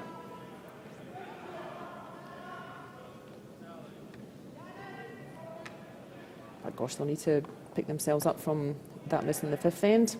And yeah, Daniel Magnusson not taking their foot off the gas. Look at this, they've got 3 perfect shots. 1, 2, 3, look at that, all in a lovely line. And Noah Traub has no choice really. He has to put up his 2 corner guards. They're 3 points behind. He has to play all out aggressive from here till the end of the game. But this takes good courage because you have to understand this is exactly what you're going to be facing. You are going to be facing 2 opposition stones in the 4 foot and possibly a centre guard.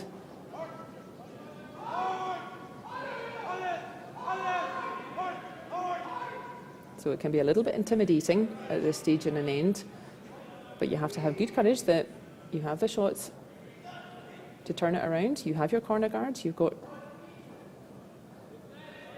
plenty of shots left, but yeah, the wheels are falling off a little bit here for Noah Traub's team. That couldn't really have found a worse spot because now they still have a centre guard and they bumped Daniel Magnusson's stone in. And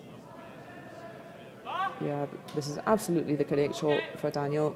He has to just take shots out of play. No reds is no points, no guards. Makes life pretty difficult for Noah Traub to start building an end.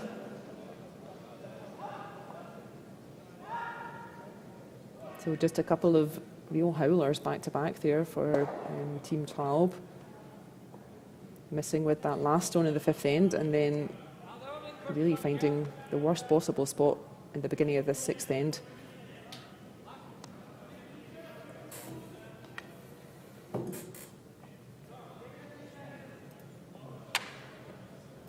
Yeah, difficult because there are a lot of yellows around, but Noah Traub can't afford to start removing yellows really. He needs the yellows to hang around and protect his red stones. But this is a very intimidating situation to be in. You really need to play perfect shots here.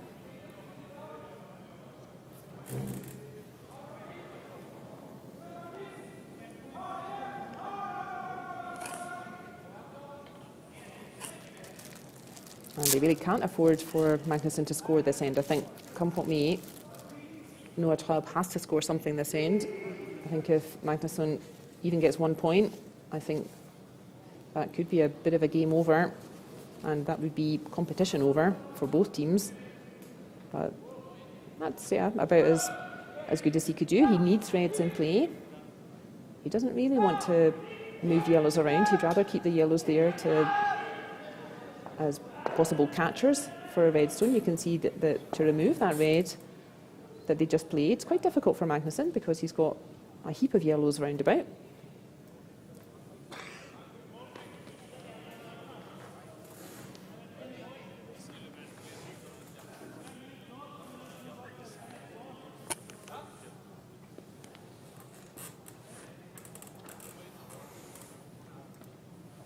Yeah, and that's why they're having a good look at it. They don't really want these reds to start building up either.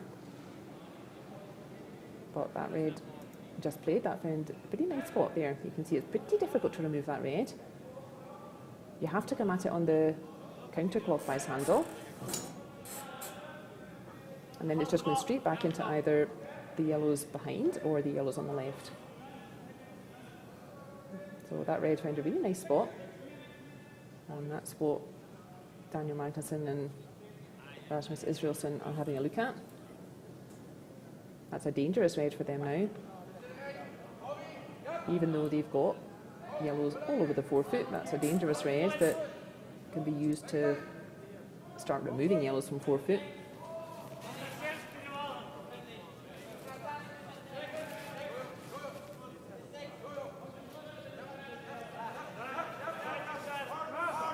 Of course, they don't have like thinking about it, these boys, do they?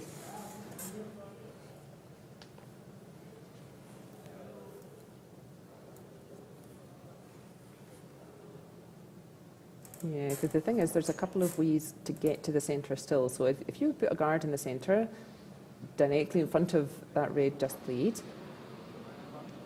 then you could start using those reds on the right of our screen, where the boys are now.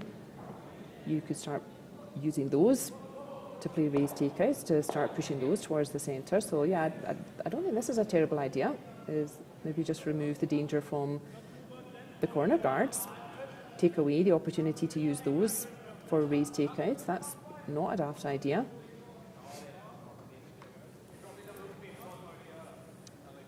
And then once the danger of those has gone, then you could start thinking about really consolidating and blocking up the centre. Actually, if you're really fancy, you may be able to do both at once.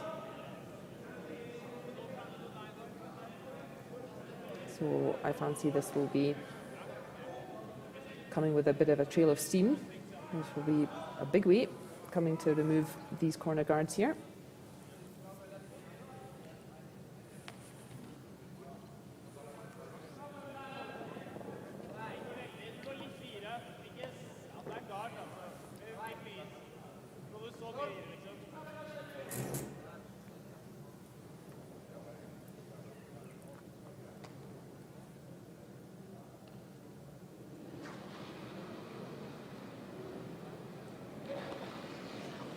Big push out from Rasmus Israelsson.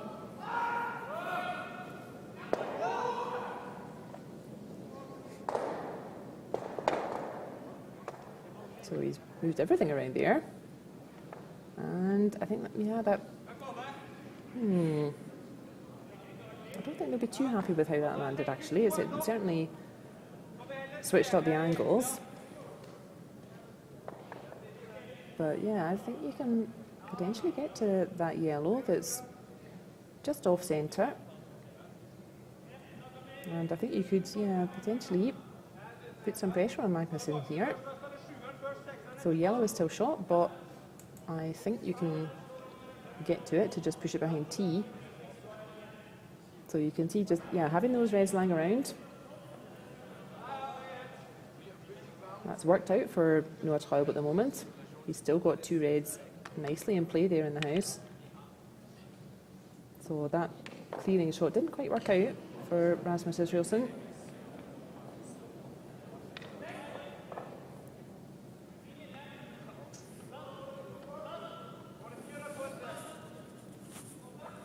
And now giving Noah Traub a real chance here.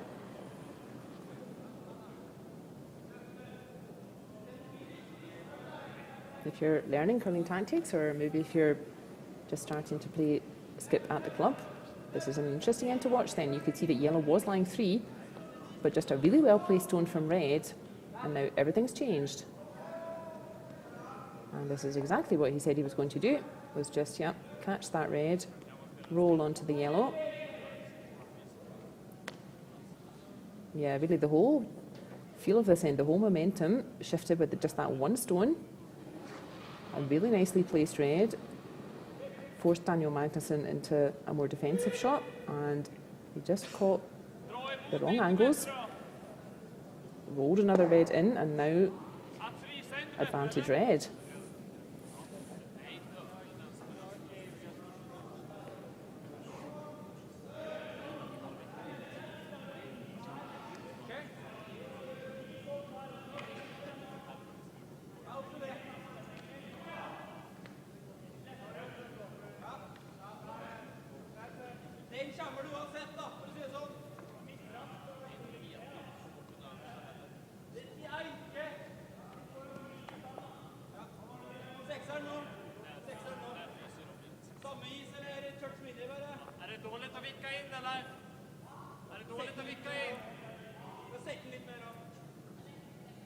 Yeah, they need to take care here, Daniel Magnusson. I think we've seen a couple of times this game where they've maybe gone for the obvious shot, but maybe not quite thought a few stones ahead and left themselves in a bit of a jam.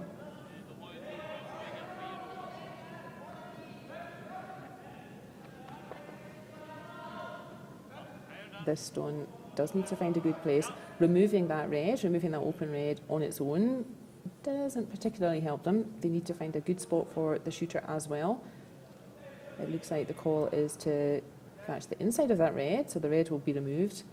Then the yellow will spring sideways and punch that yellow in the centre a little bit sideways to start keeping the yellows a bit safer.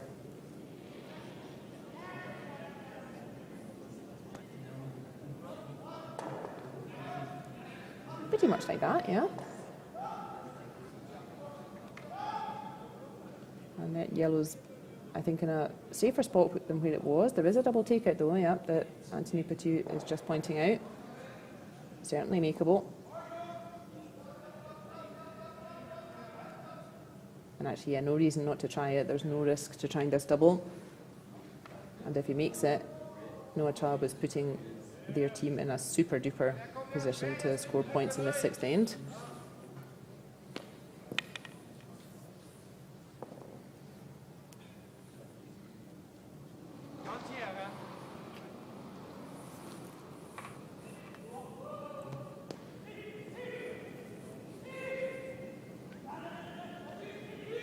Really back and forward this game.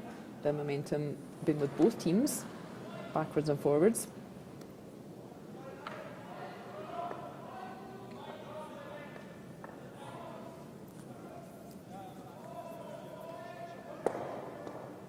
But he has got the double. At least he's got enough of it to leave himself in a very nice spot. Great shot, Noah Traub. Look at that. 3 nice red stones all ahead of T-line. got 2 or 3 guards out front. Look at that. That's some really nice play. And you may have noticed in the background that we finally have a score on sheet C. Team Benny Kapp from Germany, they lead Team Niemann 1-0 after 7 ends. I'm not sure I've ever said that before. So a lot of pressure on the 8th end there. Team Niemann from Sweden, they need to get 1 point to take that to an extra end. But huge weight coming from Magnusson here.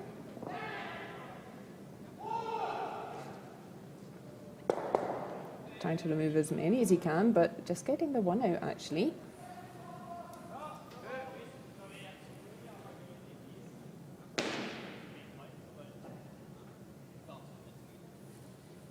Yeah, and you can see red still in a nice position here. That red in the centre, yes, that's wide open, but I'm not sure there's a double takeout, so I think that red on the left of our screen, I think it's looking pretty cosy behind those 2 guards. 3 stones to come, 2 for Team Traub, 1 more only for Daniel Magnusson. And yeah, I think they've got the right idea here. I quite like playing a stone to the other side of the house. Make sure there isn't a double takeout, so Magnusson has to remove the centre red. He has to get a perfect roll.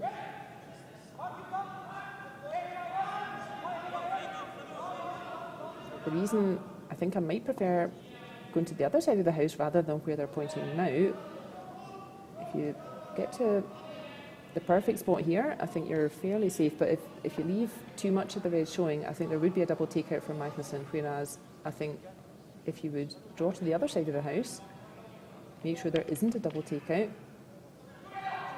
and then I think you've got a good chance to score big here.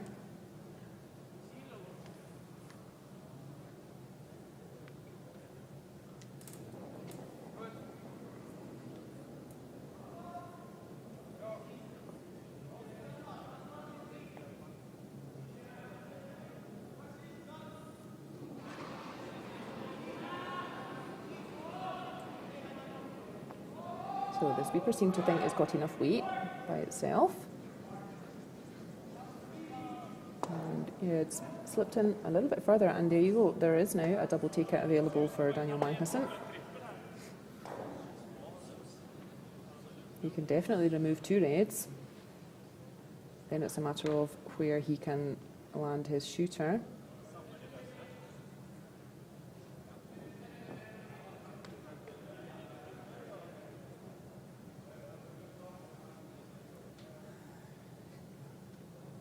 And actually, if you're Team Magnusson, even giving up a 2 here is not the end of the world.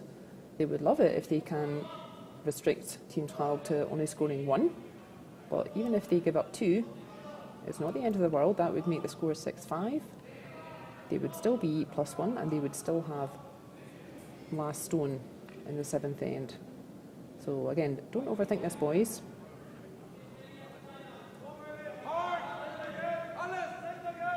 If you're a frequent flyer here in the virtual club, then you know that I don't typically favour long discussions about things because I think it can really disturb your rhythm. So don't overthink this, boys. Losing a 2 is not the end of the world, but let's just make sure we're not losing more than that. Yeah, I think if you just catch the inside of the red on the right of the centre as we see it, you can almost do we would call a round-the-clock shot where you kind of catch the edge of all of them and your shooter's going around in a circle, picking them all out. I definitely think good opportunity for a double takeout here.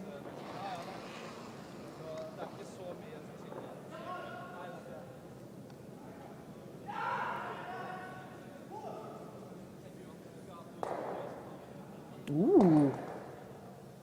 But big miss there from Magnusson. I'm not sure what he was thinking of doing with that weight. That was a huge weight he threw at it. And spun himself out there, so easy shot here for Noah Traub to now, Team Noah Traub to make 3 points straight back again. So what an end that's been. We started off with 3 yellows, all nicely lined up in the forefoot, and now we're about to score 3 reds in the forefoot. So they've had their chances, Magnusson's team, but they're not quite executing properly.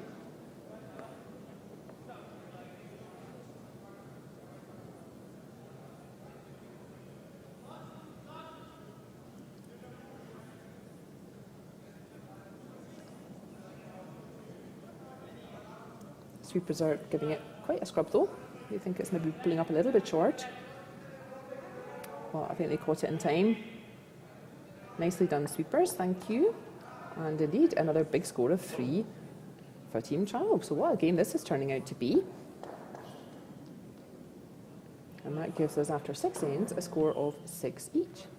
So big scoring game, plenty of stones in play. That's what we like to see as viewers.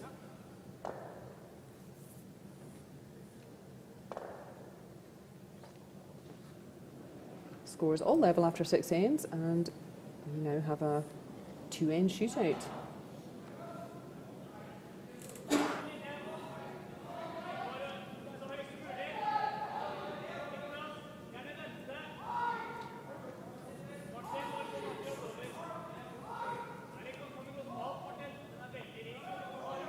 So, deep breath, boys. I'm not sure who I see winning this game from here, to be honest. I think, as I said, I think both teams have really had their chances. I think the momentum, surely with Team Traub here in the 7th end, but the momentum has definitely gone backwards and forwards with both teams.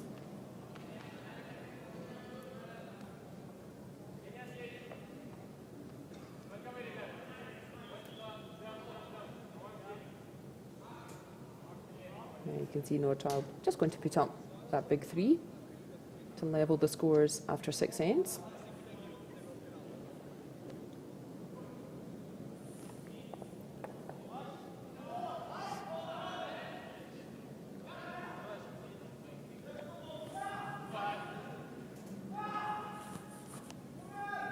And this stone coming in a bit chunky.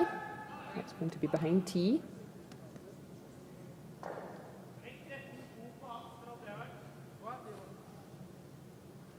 So what's our strategy for this 7th end? Scores are level, 2 ends left. Noah Traub started out with a nice aggressive guard that was just over the hog line. Daniel Magnusson decided, okay, let's try to take control of the centre part of the sheet first, but slipping just beyond T-line, and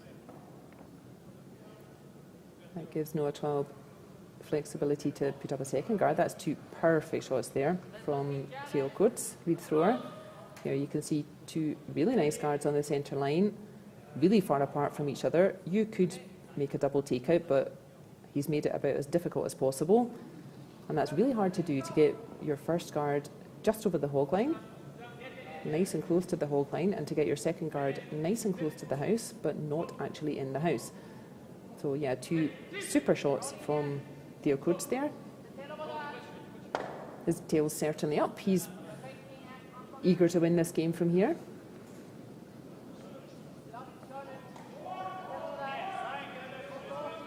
But Magnusson again deciding, okay, let's go first to try to take control of the centre, but not 2 such good shots there from Anton Ragosa. I think Theo Kurtz has really given his team a huge head start in the 7th end, and Anton Ragosa not quite finding his shots to be able to reply to those perfect stones from Kurtz. So now big opportunity for Pablo Lachat, second thrower for Team Traub, to really nail one in behind that double guard and put all kinds of pressure on Daniel Magnusson. So Team Traub, they don't necessarily want to score 1 point this end. And gosh, after that lovely setup, Pablo Lachat hasn't quite found a way around. But yeah, Noah Traub doesn't necessarily want to score 1 point this end, but they will take it if they do.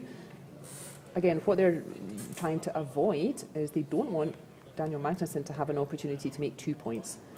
That's their main objective. They don't mind if Magnusson makes 1 point, because then they would be plus 1 point ahead, but they would not have last shot in the 8th end.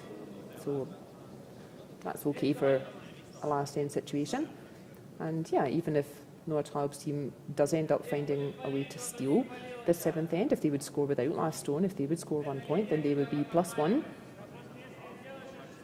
But then they would not have hammer in the last end. So yeah, but both teams are kind of trying to force the other one to be plus 1 without hammer in the last end.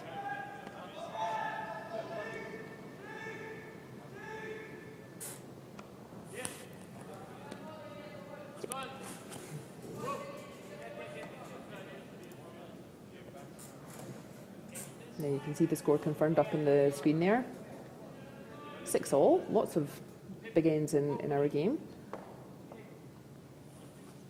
I'm surely curious to see how the neighbour game goes on sheet C. If you remember, we have a score of 1-0 after 7 ends, rather remarkably. So to be honest, that has extra end written all over it at the moment.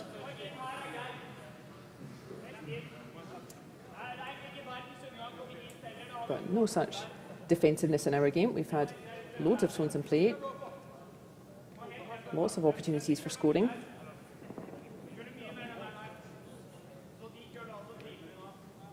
But we're kind of getting slower and slower out there. Everybody just thinking themselves around in circles about what shot to play.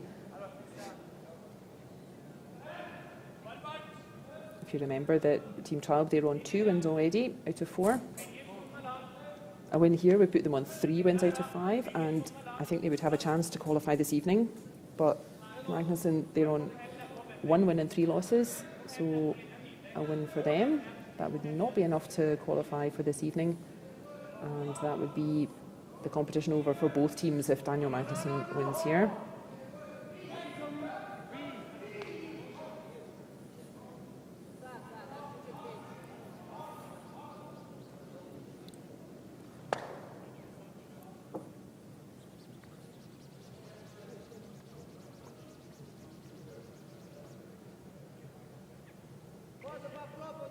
Gave that a big sweep, Daniel Magnusson. What do we think? I feel like I can see a little bit of white between the stone and the rings, so I think he just about managed to sweep it out there, Magnusson. Magnusson with the last stone in this 7th end, and what Magnusson doesn't want is to be forced to score only 1 point and give up last stone for the last end, but only making 1 point. And at the moment, he's lying 2 yellows. And again, it's a bit of a choice of where do you put a 3rd yellow. So try to make sure you have a chance at scoring at least 2 by the end of this end. So they'll be thinking all the way to the 8th stone, not just about how can we be lying short after this stone. They'll be thinking it all the way through and trying to find the most difficult place to put the yellow, so that Team Traub is going to struggle to remove them all. I think I like behind that nice red guard.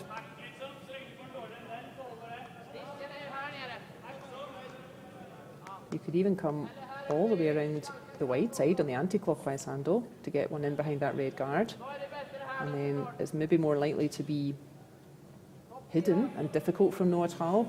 If you don't quite find the line, then it would be harder still for Noah Traub to remove it though.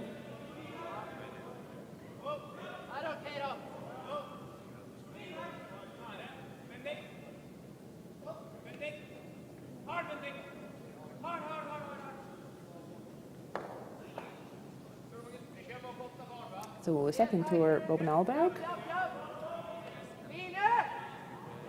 Looks like that's exactly what they're doing. They're trying to get a 3rd yellow in behind the corner guard. But yeah, steady boys. I think this one looks pretty nice for weight. Yeah, makes it around the guard by nothing at all. Really nice shot there from Robin.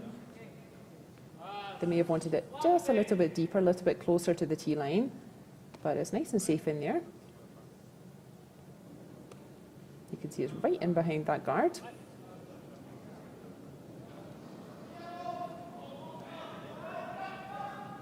Looks like Team 12 thinks there is a double takeout possible. Catching first the yellow on the left of centre and then springing over to catch the yellow just played by Robin.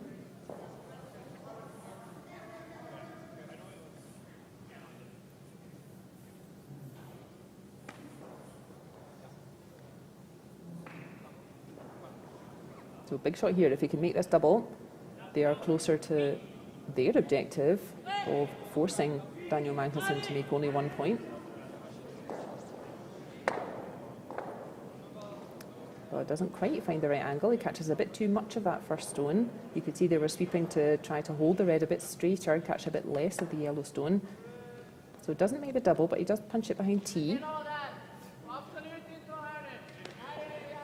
Yeah, same kind of shot though for Daniel Magnusson. I think will put the pressure back on.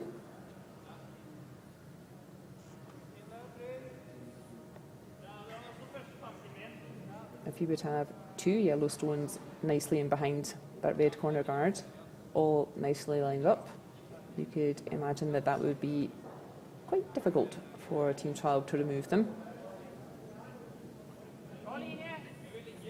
And remember, what's our strategy here? Both teams are trying to force the other team to be plus 1 point, but without a hammer in the last end. And avoiding that situation is a good result for either team. So if Magnusson, if they score 1 here, they make themselves a little bit vulnerable. Oh, someone's dropped a watch. There we are. He's picked it up. But if Magnusson scores 2, they make themselves in a much stronger position. So scoring 2 is fine for Daniel Magnusson. Scoring 1 makes them a bit vulnerable, but scoring 2 is good.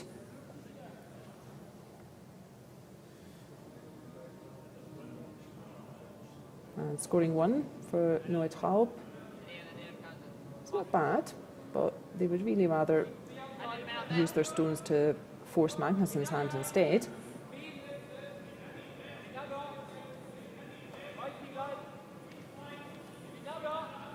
So a really intriguing finish to our featured game here in Champéry. This is the last game for Team Magnusson, and Team Traub needing to win this final round robin game for them to keep their hopes alive of qualifying for quarter-finals later. We have the second half of the draw on at 3:30 European time. So after this game finishes, it'll be just about an hour break while the ice crew work their magic. And then we shall have the final round robin in this competition with the other 2 groups, Group C and D. We've got some big names over there. We have Team Valstad from Norway. We have Van Dorp from Netherlands. They've won this competition 2 years ago. We have Returnas from Italy. We have 3 teams from Scotland or British curling. We have Young Husley team, who won the Adelboden competition a few weeks back. We have Team Eve Stalker, who was on loan to Team Husley and was part of that winning team. So lots of big names to look forward to in the other half of the draw as well. And then we shall be back at 7:30 this evening for the quarter-finals. That will be the top 8 teams out of 24.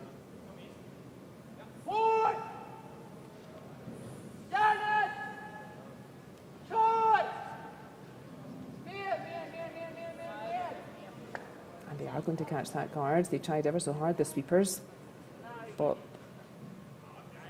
a mistake there.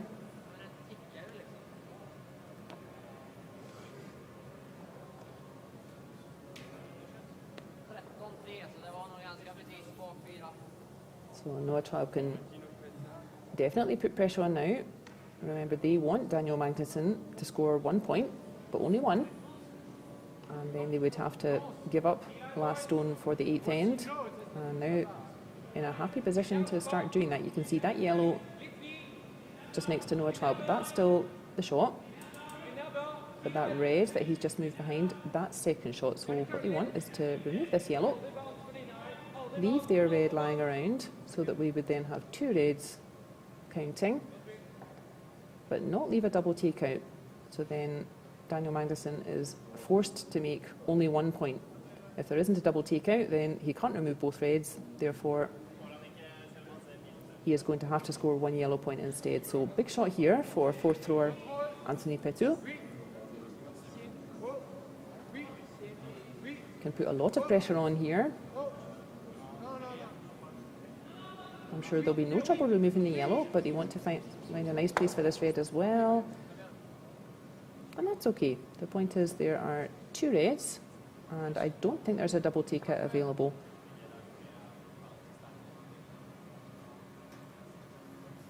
Not really, no. So that's a good angle for us there. Those two reds, they are counting first and second.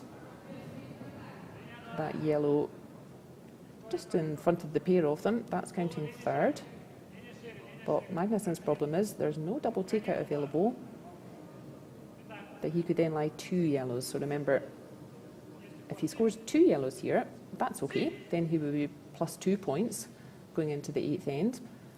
But if he only scores 1 point here in this seventh end, plus 1, that's not really enough of a cushion to be safe going into the eighth end. And that's why the two of them are really having a look at this. They're saying, okay, we've got 2 stones left. How can we somehow still try to make 2 yellow points here?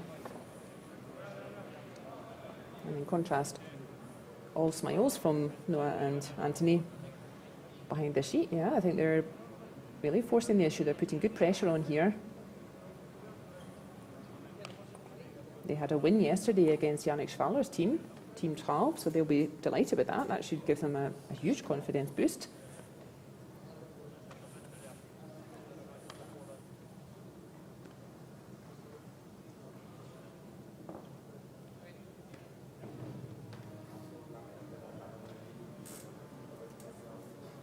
So decision's been made for Team Magnusson.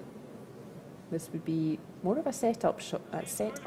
He'll have thought all the way to the end now. So 2 shots for Daniel Magnusson, including this one, and 1 shot left for Noah Traub. And they will have discussed, okay, if we play something like this, then Team Traub will play, they will go for this shot, and then we should have a chance with our final shot. They will have thought their way to the end of this seventh end.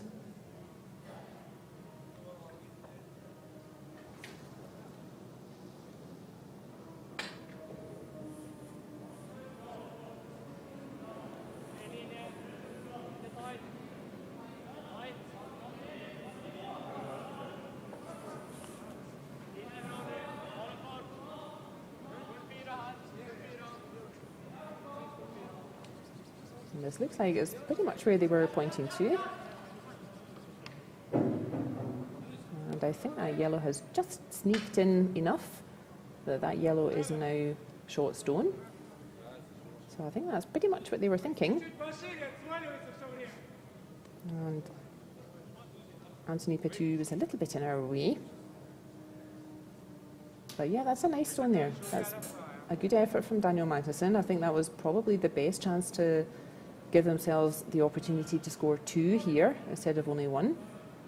Anthony Petu can see, I would say, just under half of that stone, that yellow. And a big shot here again for fourth thrower Petu. If he can chip this yellow out, then that's successful end for Team Traub. But if he doesn't catch this yellow correctly, then Daniel Magnusson will have a shot to make 2 points. So one team going to meet their objective for this end. And it's going to be Team Traub. So you can see there's no choice for Daniel Magnusson. He cannot possibly remove those 3 reds. That would then allow him to maybe score 2. So yeah, well played, Team Traub. This is exactly what they were aiming for. and they have forced Daniel Magnusson to pick up 1 point, and they will then have last stone going into the 8th end. So really nice shots from Team Traub to force the issue in the 7th end. Good try from Magnusson to give himself a chance to score 2 points. That would be a much safer cushion than scoring only 1 point going into the last end.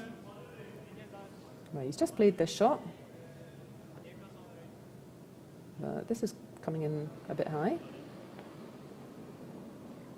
It does have a Bremsstein, you say in German. That means a brake stone, a stone to break its path.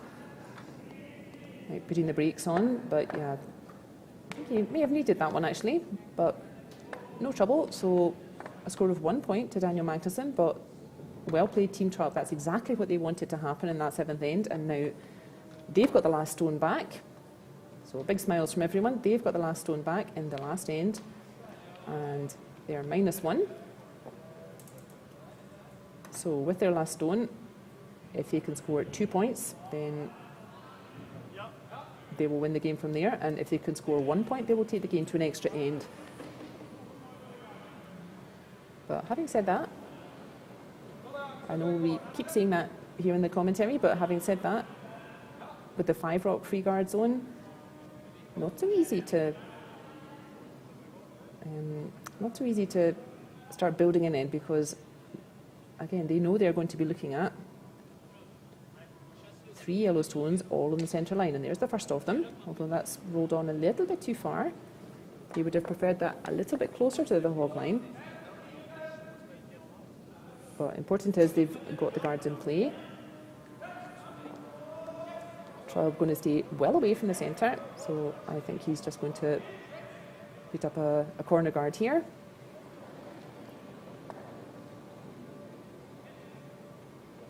And you can see on the left of our screen, you can see the lowest scoring game in history on the neighbour sheet. That ended up being a score of 2-0 to Benny Kapp's team from Germany.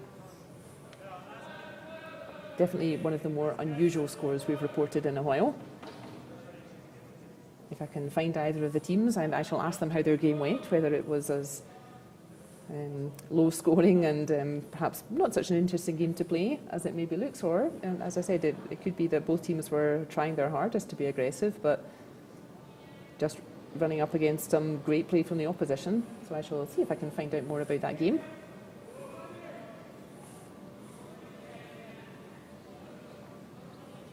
And the game on sheet B, Team Schwaller against Team Banvard, that's also concluded, and that's a win for Schwaller, putting them on 4 wins for the weekend, and that will surely be enough to qualify them for this evening.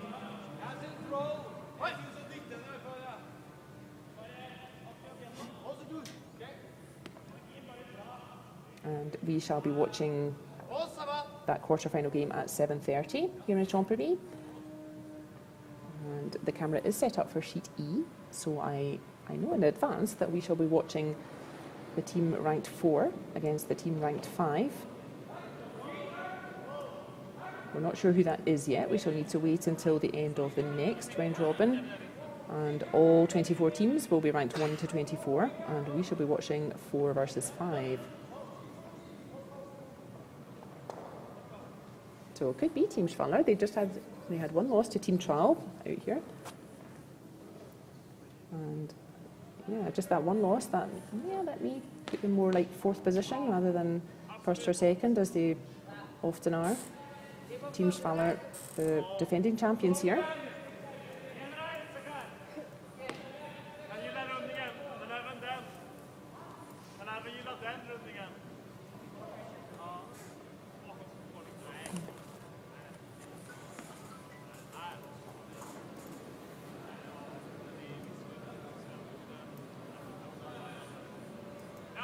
Like I said, Magnusson +1 now, and that's not really a big enough cushion to win the game from here, and they need to continue. You need to continue being aggressive, Daniel. It is not going to help you getting sucked into Noah Traub's game.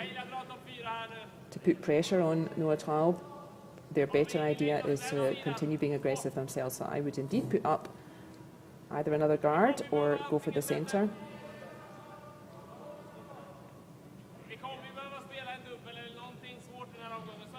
They may be thinking along the lines of they don't want to let Noah Traub start building an end and give themselves a chance to score 2 and win the game directly from here. But you don't want to get too sucked into that. You don't want to get too involved. And then you could win the game here as well, Daniel Magnusson. You're already +1, and if you continued with that aggressive game, you may find you put too much pressure on Noah Traub, and you could win the game from here. So they don't want to get too caught up in trying to stop Traub winning the game and forget that they can also win the game from here. Yeah, see, that's a mistake already. You can see that red still there now. And exactly giving Noah Traub already a chance to have 2 reds in play.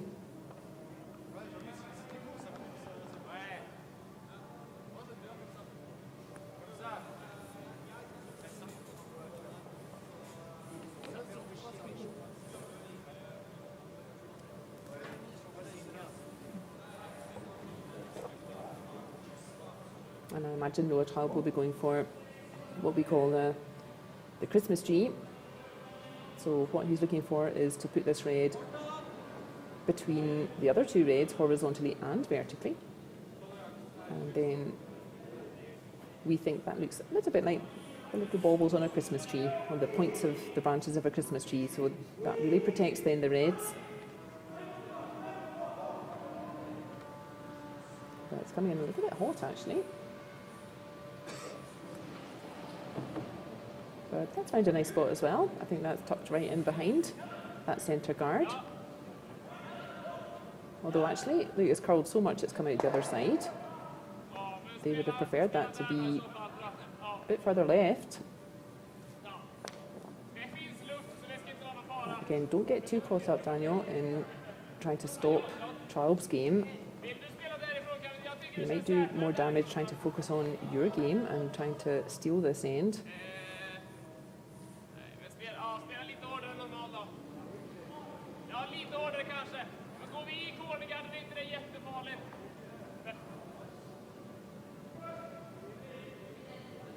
Definitely a nice hit and roll here.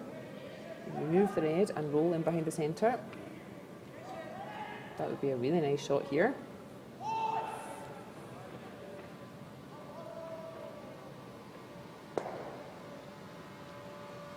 Looks like he may have been going for the double. He wasn't far off. But he does now give Noah Traub the chance to just do the same again, but better this time. Yeah, you can see how much that stone curled before. It curled all the way around that red guard and out the other side. I'm sure they will have corrected a little bit for that. And they don't mind if this red stays more towards the left of our screen, more towards the outside of the rings.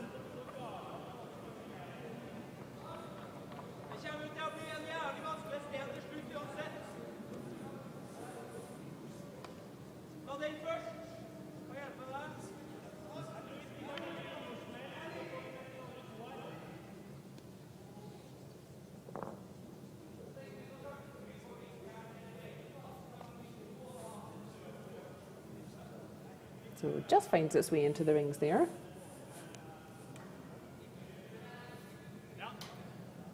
And that's more the line that I preferred. You can see, yeah, the 3 reds all lined up in a little diagonal line there, like the baubles on a Christmas tree. And you can see how much more difficult it is actually, even though that red's closer to the outside of the rings rather. You can see how much more difficult the angle is to get to it. And that's why that constellation is very attractive and nice and safe. Big weight coming from Rasmus Israelsson.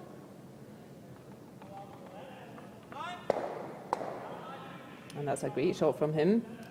Not an easy one to remove the guard and the red in the rings there.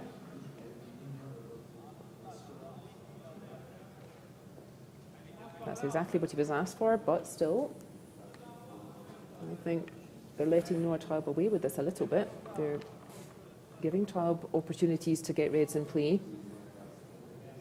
And I wonder if Team Magnusson might be having more success from being more aggressive themselves rather than focusing on removing red stones. If they would focus on keeping yellows in play, keeping yellows in the centre, I feel like that may be a better tactic for them. We can thank our sponsor in the bottom left of your screen there. We can see the companies that kindly support this event. It's a really attractive event for all the players. If you've never been to Champéry, I fully recommend it. It's exactly what you imagine a pretty Swiss mountain town looks like, with the nice wooden chalets and nice flower gardens and beautiful views of the mountains. It's a very nice place to spend a weekend. And all of our sponsors mean that it is a big competition in terms of World Curling Tour as well. There are 500 points available for World Curling Tour rankings, and there are some big prizes as well. So the team that wins first place, they will win 11,000 Swiss francs. The team in second place will win 7,000 Swiss francs. Third and fourth place, they get 4,000 Swiss francs.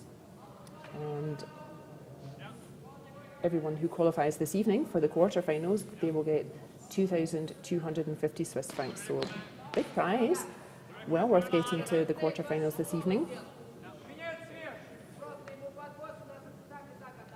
A nice big check like that would definitely help the teams for their next competitions, for travel costs, accommodation costs, that kind of thing. A lot of the teams do have some support as well, some kind of sponsor or maybe from the association. And if you just saw what happened there, that's really a pity. So Rasmus Israelsson, you could see as he pushed out, you could see that he kind of wiggled the stone in his hand there, because he obviously felt the stone going over a little piece of dirt or something like that. He could feel something under the stone. He could feel the stone wasn't going to run correctly. Did his best to kind of shake it off. And he ended up with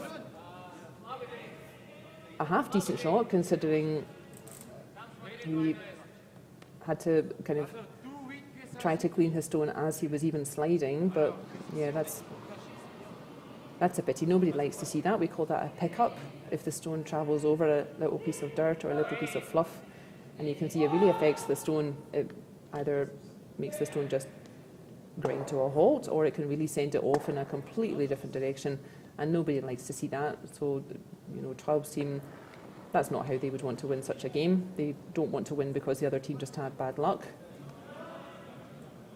And that is just really bad luck for Rasmus Israelsson. He managed to do something with the stone, so really well done, saving some kind of result. But yeah, that's a pity that he kind of lost a stone there, because look what's happened now. Chance for Team Traub to get one in. Well, they've not quite got it as close as they wanted, though. Yeah, that should have been closer to the red in the centre, because now you can see that's a good angle. There's definitely space for Daniel to just nudge up to that red right in the middle and just boop it on the nose. And that would be a very safe yellow indeed. Magnusson's team don't mind if the score is 1 red. That would take us to an extra end if the score is 1 red, and then Magnusson would have last stone back again. Although, having said that, I think rather than the lowest scoring game in the world, as we had next door, this is definitely turning into one of the slowest games in history. But luckily we have a bit more flexibility in the draw today. There are 4 games today. There were 5 games yesterday, so nobody wanted extra end yesterday, because that could hold up the whole draw. But yeah, even though the boys are really playing at a bit of a snail's pace here, we do have enough time for an extra end. It's 2:30 here in Europe, and next game is at 3:30. But nobody's going to be having much lunch from this game. They're taking an awfully long time to get through it. But that was, again, a little bit of a miss there from Daniel. Better idea would have been a little bit less weight on that and definitely have it stopping before that red. You can see now it's not really doing anything, to be honest. It's easy to remove.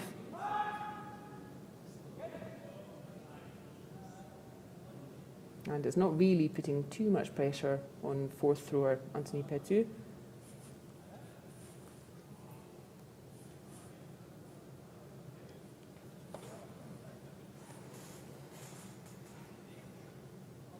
Yeah, I think I like that.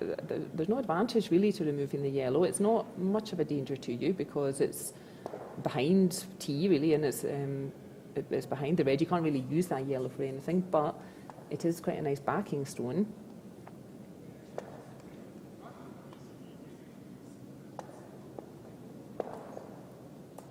But having said that, the yellow is still second shot.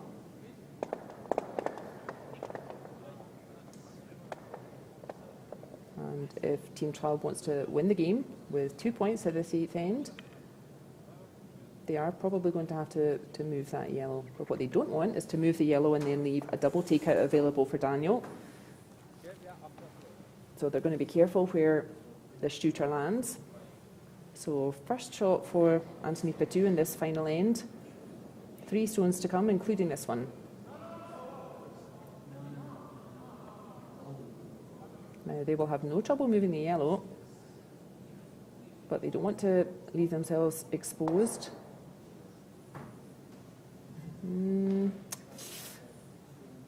Yeah, that moves the yellow all right, but as you can see, Daniel Magnusson pointing straight to the middle. And he could definitely make it almost impossible for Anthony Petu to score 2 points with his last stone here. And he had a practice throw last time, Daniel. He overthrew it just a bit, and he will be making an adjustment and just throwing a little bit less weight this time. He wants to just nudge up against that red, and then Team Noah Traub are going to have a real stinker to try to get 2 points. So the ice crew hanging around. They've been preparing the other sheets, so all the other games I think have finished, including the one on the end sheet next to us. I think that's better this time from Daniel. Yeah, that's not too bad at all. He knows that red is still counting shot, but he doesn't mind that. Important is that yellow needs to be quite safe so that red cannot score 2 points from here.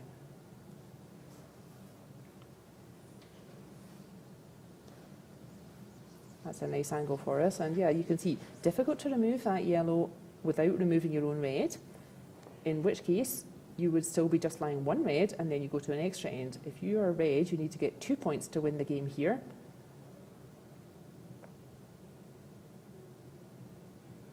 Only 1 stone left to come. You can do it, but you're going to have a very precise weight, not a big weight, or you're just going to spray your own red out. You're going to need this to be more like back line or even T1/2. You need to get slightly to the inside of that yellow to punch it out sideways. I still think that's an easier shot though than trying to do a bit of a Hail Mary using the front guards that Anthony Petu quickly looked at but sensibly rejected. No, he still wonders if that might be easier for him.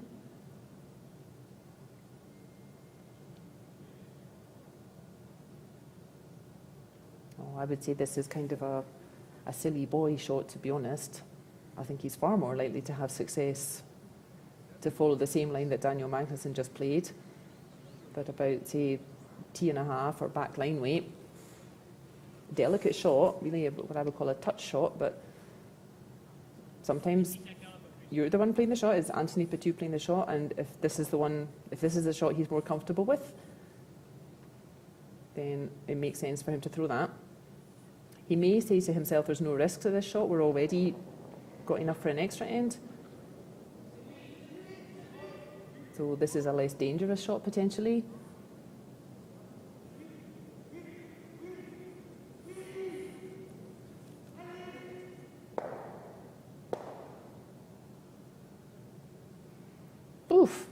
and to the delight of the ice crew, I've no doubt. 1 red it is. And we have an extra end in our hands. So don't go anywhere. I hope you didn't have any plans for walking the dog or doing anything else with your Saturday afternoon. We have an extra end here in Champéry in the game between Noah Traub and Daniel Magnusson. So if Noah Traub's team are to have a chance at the quarterfinals this evening, goodness me, they're going a long way about it. As I said, Magnusson's team, their competition is over either way. Even if they make a win, they don't have enough points, they won't have enough games won to qualify for this evening. But if Noah Traub's team win, they would have a chance, I think.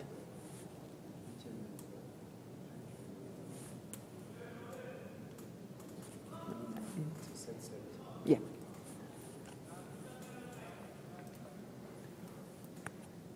So extra end, we all know the drill.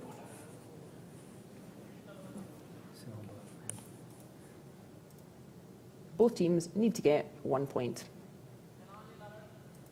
And Magnusson with last stone, Traub without last stone, so Noah Traub's team, they will be trying to play a whole bunch of guards in the middle and try to hide a stone in behind.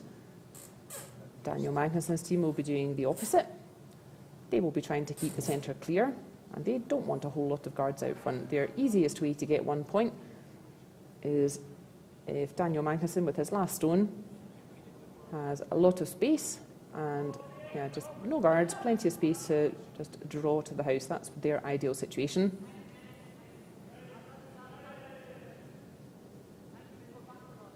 So we can see Noah Traub's team put that first guard in play. Looks like Daniel Magnusson was maybe just trying to touch that guard, or maybe this was the call all along. I didn't see what the decision was. But that yellow, unlikely to count at the end, but that's okay. Again, it's a bit of an insurance shot, so that if Daniel Magnusson's final stone is some kind of hit and he rolls out, then perhaps that yellow would end up scoring after all. So if that was the idea, to put a yellow in the house, that can be why the teams would do that, is as an insurance shot towards the end of the game. But this looks like really nice play again from Theo Kurtz, pardon me.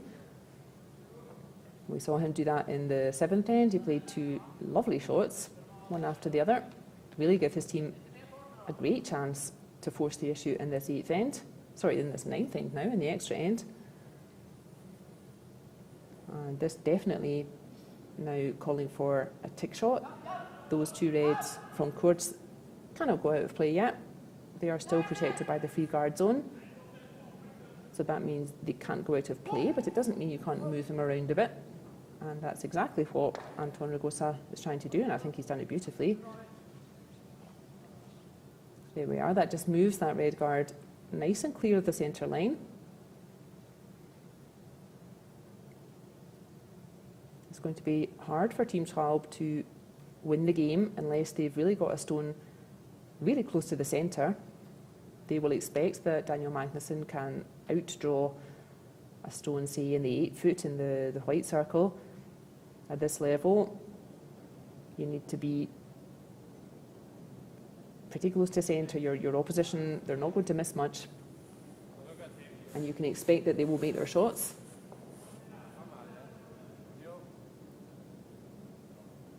So I'm not sure if the call was a guard or if they're just going for the centre just now.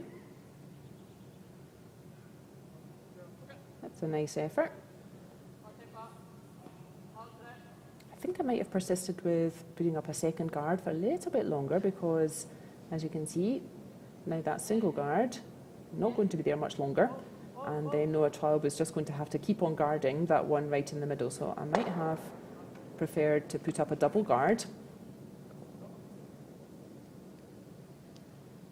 But having said that, the reason why Traub may have gone for the centre immediately, he may have thought if he puts up a double guard, then that just gives Daniel Magnusson the chance to come around and control the centre.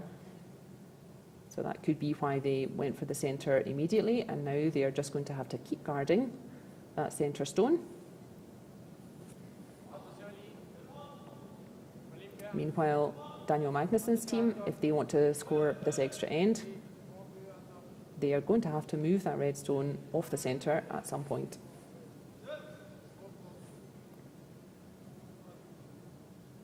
This looks like a nice guard though.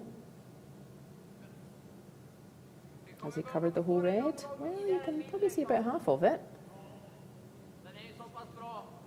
But I would still remove the guard, Daniel. Yeah, I think so. I think he was tempted because he can see a little bit under half of that red stone. I think he was tempted to go for the short stone immediately. But I'm not sure that really helps him much. I think better idea is to just keep removing this guard. The problem could be if he ignores the guard and starts playing into the house towards the centre. He could end up getting himself into bigger trouble unless their stones are really perfect. So I think that, yeah, they're wise to persist with removing the guard. You can see we're exactly halfway. Both teams have played 4 stones in this extra end of the round robin.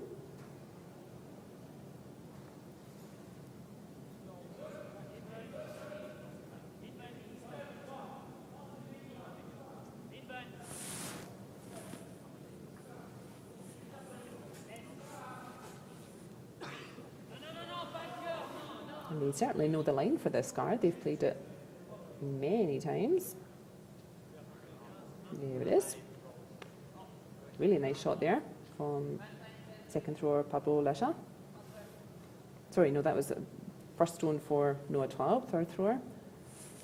But yeah, this is the right stone for me. Is just make sure we're always removing that front guard. Magnusson still looking for a bit of a half shot or a mistake from Team Traub. And that could be if either the guard they play is either far too long and he would have space to come around everything, or if the guard that Traub plays gets too close to the stone that's already in the centre, leaving an opportunity for a double takeout. So while they keep putting the guard pretty much in the right place, so just around the World Curling Tour logo there isn't so much space to come around the back of the guard, but it's quite a long way to remove the guard and the short stone.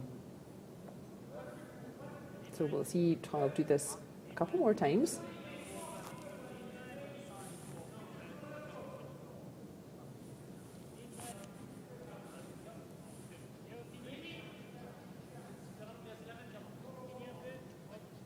Like we said, they surely know the line for this guard.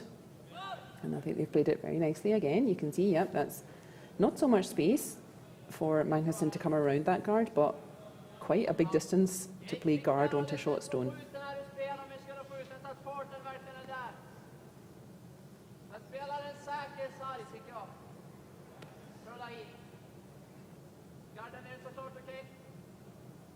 As we said, he has to move the red at some point, so he's decided to do it now. He thinks maybe there is enough space behind that red guard. I feel like I might have still just removed the guard.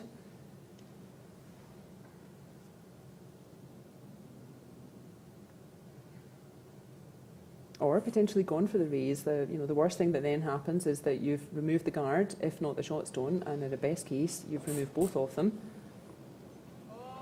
I'm not too sure about this call.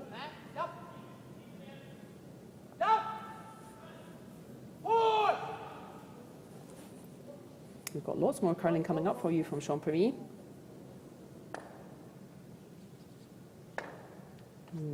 That could be a bit of a costly mistake. You can see he hasn't really removed the guard either.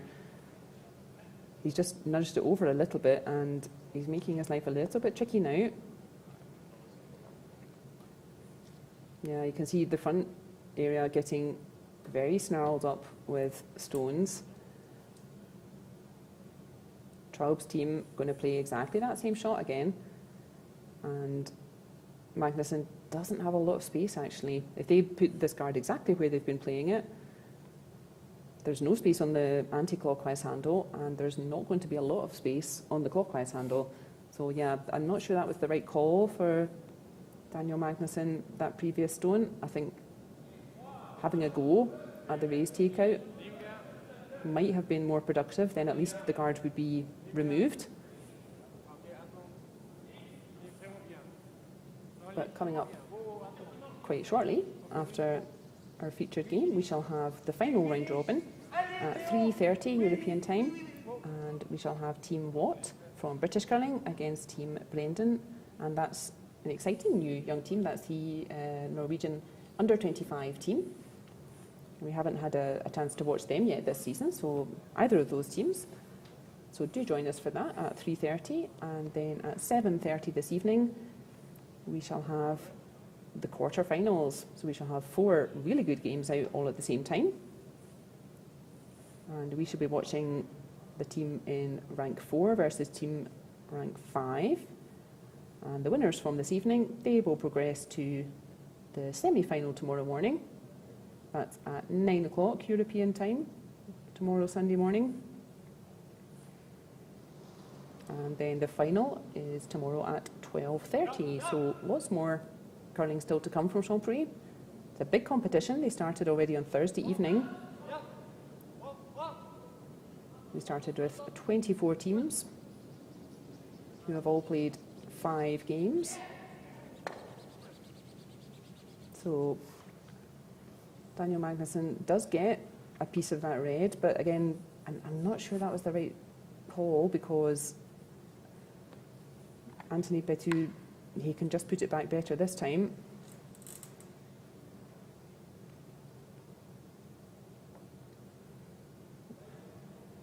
I think Magnusson's better idea was to really persist with trying to keep the area clear, try to give him the best chance to make a point with his last shot. If Anthony Petu makes this perfectly, then Daniel Magnusson has a really difficult shot for the win.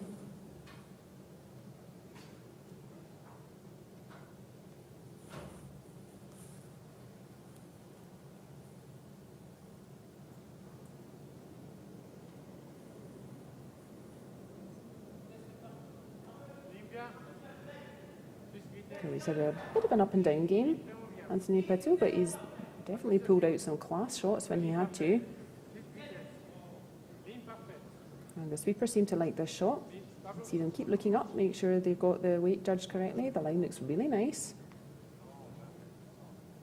Great work from Anthony Petu. Let's see how much can Daniel Magnusson see. Not a lot.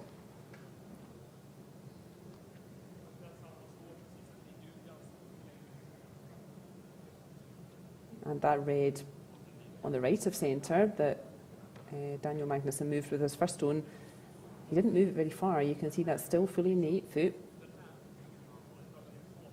And yeah, they've given themselves quite a difficult shot here for me.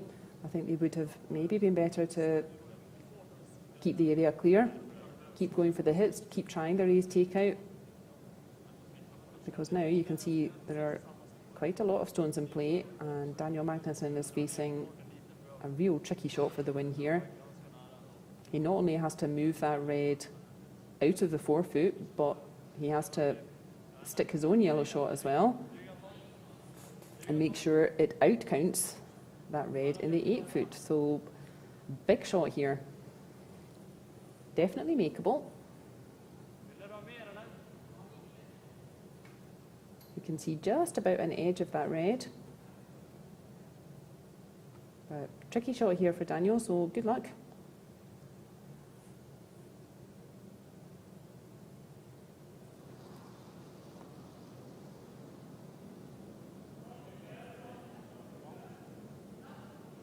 He just played a really similar line, so you should be familiar with that.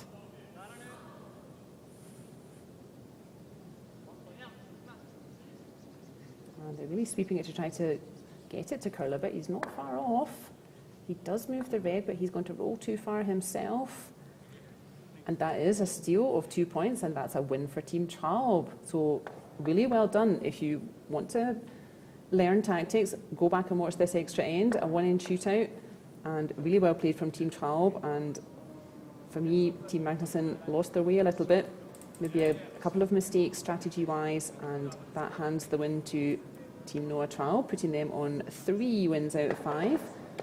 And I think, yes, they will now be keeping close eyes on the next draw, because I think 3 wins out of 5, that certainly puts them in contention for quarter-finals later.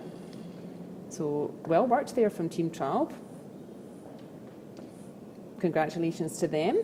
So we will be back in just about 40 minutes. The next draw is at 3:30 European time. We shall be watching Team Watt from British Curling against Team Blendon, the Norwegian under-25 team. So do come back and join us then. Thank you for your company just now. Bye for now.